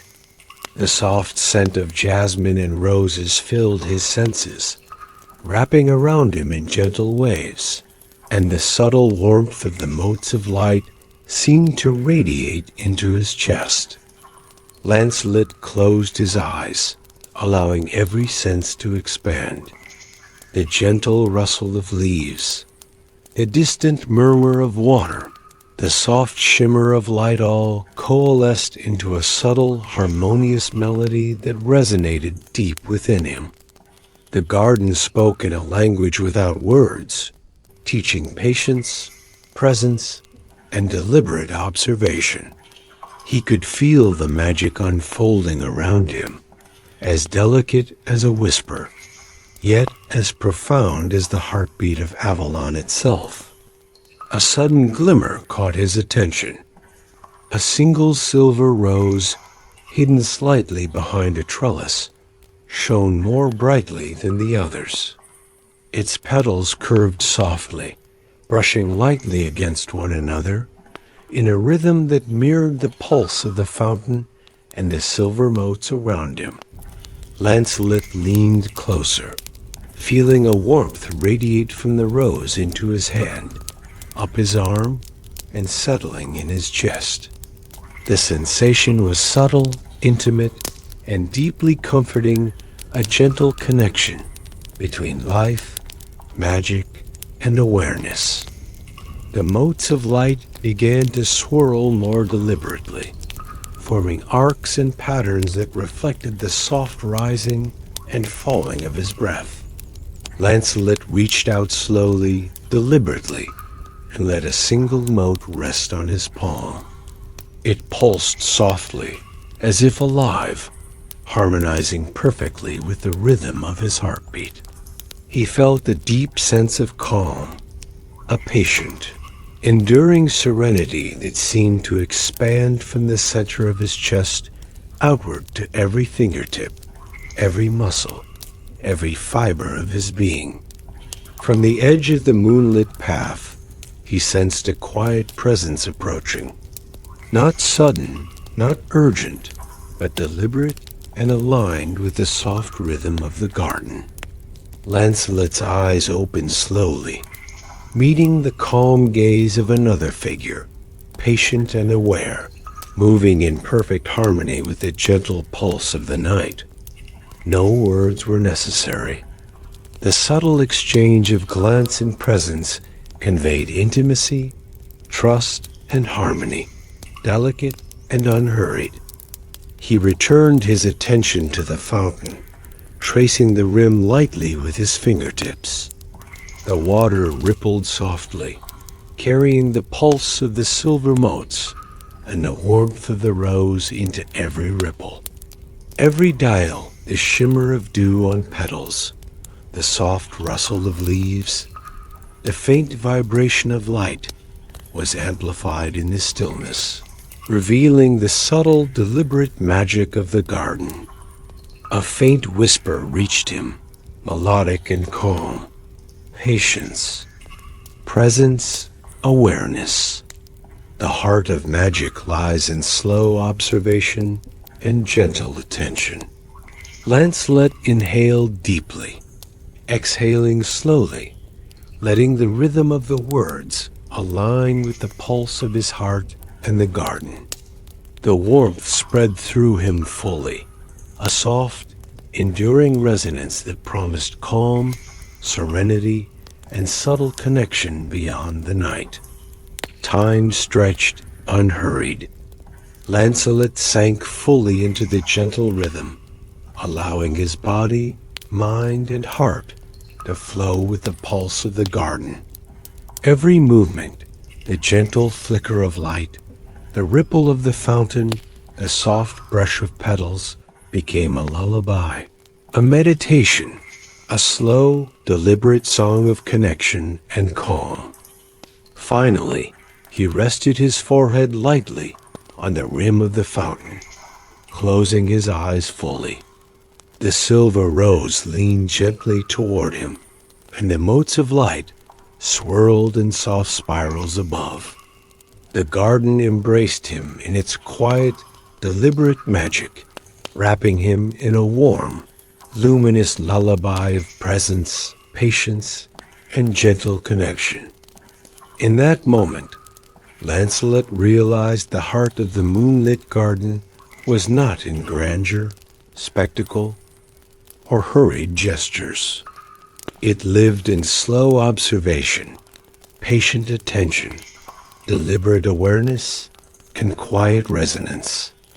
Every heartbeat, every breath, every gentle motion carried this truth, embedding it into his very being. And as he rested there, he felt the garden's magic, the silver rose, and the soft pulse of the fountain weave together, leaving him completely immersed in calm, serenity, and the enduring rhythm of subtle, patient love. Every stone seemed touched with a calm glow, a subtle shimmer of dew glinting like tiny stars scattered along the paths. Lancelot remained kneeling beside the silver fountain, letting the gentle vibration of the water pulse through his hands and into his chest. The silver rose leaned slightly closer, brushing against his fingertips with a delicate softness. The motes of light drifted lazily above him, circling in slow, deliberate patterns that reflected his heartbeat, his breath, and the quiet rhythm of the night. Lancelot felt fully present, fully aware, completely in harmony with the garden's serene pulse. A gentle figure appeared from the shadows along the path, moving with the same deliberate calm. Their eyes met his, and in the quiet exchange, Lancelot felt a subtle, intimate connection. No words were spoken. The soft glance, the slow, careful movement, the shared awareness of the night's rhythm spoke volumes. Presence, patience, and gentle attention conveyed more than any hurried gesture ever could. He placed his hand lightly on the rim of the fountain, feeling its gentle pulse ripple through him. The silver motes swirled above, creating patterns that mirrored the slow, deliberate rhythm of his heartbeat. The warmth radiating from the rose, the fountain, and the soft presence beside him intertwined, forming a calm, steady current of serenity that washed through his chest. Lancelot exhaled slowly, closing his eyes, letting the gentle vibration of the garden settle fully into him. Every rustle of leaves, every ripple of water, Every flicker of silver light became a delicate lullaby, a meditation in the softest, most deliberate form. He felt a quiet joy bloom inside him, a subtle, intimate awareness of the harmony between life, magic, and patient observation. The moonlight highlighted the silver rose, the fountain, and the smooth stones beneath his hands, casting gentle shadows that seemed to dance in harmony with the motes of light. The garden itself seemed to lean closer, wrapping him in its quiet magic, teaching him that connection, love, and awareness all thrived in patience and deliberate presence. Slowly, deliberately, he rose from his knees, feeling the warmth of the fountain and the rose linger in his chest. The silver motes drifted higher, swirling in soft spirals that reflected the rhythm of his own calm, measured steps. He turned to the gentle figure beside him, offering a subtle, unhurried smile, a silent acknowledgement of shared presence, understanding, and harmony. The garden seemed to exhale softly, every leaf and petal shimmering faintly, the fountain sending tiny ripples across its silver surface. Lancelot took a last, deliberate breath, feeling the pulse of the night, the gentle rhythm of magic, and the enduring serenity of the garden settled deep within him. And as he walked slowly along the hidden path, leaving the fountain, the silver rose, and the drifting motes behind, he carried with him the full, gentle rhythm of the garden, a patient heartbeat of calm, a soft lullaby of presence, and the subtle, enduring magic of quiet connection followed him into every moment to come. The night continued its gentle, deliberate flow, wrapping the garden in tranquility, leaving behind the soft promise that every quiet, attentive moment could hold magic, love, and serenity for those who moved slowly, observed carefully, and embraced the patient rhythm of the world.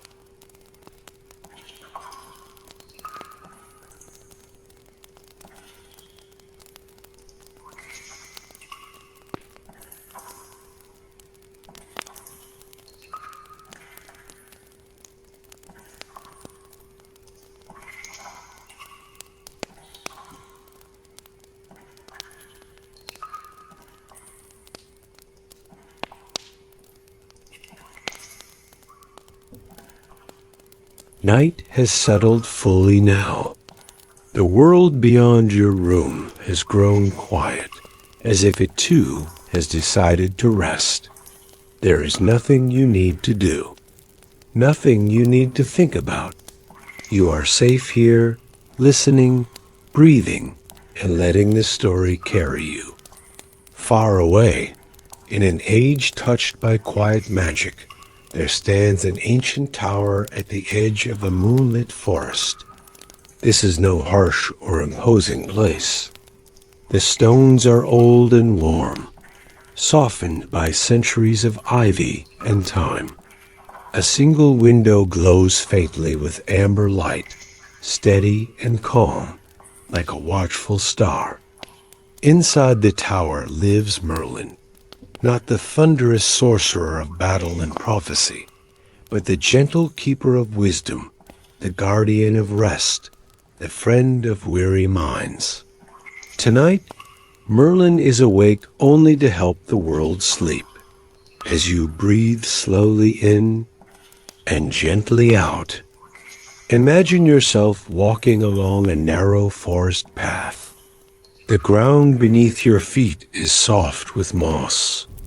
The air smells faintly of pine, earth, and distant wood smoke. Each step feels unhurried. There is no destination to rush toward. The moon above is full, round, and kind. Its silver light filters through tall branches, casting quiet patterns that drift and fade as you move. Even the forest seems to be breathing with you, slow, steady, peaceful. Ahead, the tower waits. Merlin opens the door before you can knock. He smiles, not with excitement, but with recognition, as if he has been expecting you all along. His robes are simple, woven in deep blues and soft grays, like twilight itself. His long hair falls loosely over his shoulders, and his eyes hold the calm of someone who understands how tired the world can become. "Come in," he says gently. "You've carried enough for today." Inside, the tower is warm and quiet. A fire burns low in the hearth, not crackling loudly, just glowing, steady, and reassuring. Shelves of ancient books line the walls, but none demand attention. They rest as patiently as you are allowed to rest now. Merlin guides you to a cushioned chair near the fire. As you sit, feel your body begin to soften. Let your shoulders drop. Let your jaw unclench. Let your hands rest easily, with nothing to hold. Merlin moves slowly, never rushing. He places a small kettle over the fire and pours warm water into a simple cup filled with dried herbs, lavender, chamomile, a hint of something magical you cannot name. "This is a sleeping draught," he says softly, "not to force sleep, only to invite it. You take the cup. It is warm against your hands. The scent alone feels like a deep breath. As you sip, warmth spreads gently through your chest, down your arms, into your fingertips. Outside the window, the forest grows darker, quieter. Even the owls have finished their calls. Merlin begins to speak not spells, not prophecies, but quiet truths meant for tired souls. "You are allowed to rest," he says. "The world does not need you to solve everything tonight. What is unfinished can wait until morning." With each sentence, his words settle like a soft blanket. As he speaks, tiny motes of light begin to drift through the room's soft blue and silver sparks, slow and lazy. They float without purpose, rising and falling with the rhythm of your breathing. Breathe in slowly and out even more slowly. Merlin lifts his staff, not in command, but in kindness. He traces a gentle circle in the air, and the lights respond, drifting closer, surrounding you without touching. Their glow is dim, soothing, never bright. These are dreams, Merlin explains quietly. Not the kind that rush or overwhelm, only the ones that heal. Your eyelids begin to feel heavy now, not forced, just naturally ready to close. Merlin's voice grows softer. Let the day loosen its grip, he says. Let every thought slow down, like leaves settling on still water. You may notice your breathing becoming deeper. Your body feels heavier, supported, completely safe. The fire in the hearth dims further, shifting from flame to glowing embers. The tower seems to hum faintly, like a lullaby too old for words. Merlin kneels beside you, adjusting a soft wool blanket around your shoulders. Sleep is a form of magic, he whispers. It restores what the waking world cannot. Outside, the moon drifts higher in the sky. Time itself seems to stretch and soften. If a thought arises, let it pass. If a memory stirs, let it fade. You do not need to follow anything now. Merlin begins a final enchantment, not spoken aloud, but felt. It settles first in your feet, then your legs, your chest, your arms, your neck, your face. Every part of you relaxes, completely at ease. You are safe, Merlin says quietly. You are held. You may sleep. The tower grows still. The lights fade one by one. Merlin remains nearby, watching over you, ensuring nothing disturbs your rest. As the story gently dissolves, only calm remains. Nothing more is required of you. Good night. Sleep deeply, and let gentle dreams find you.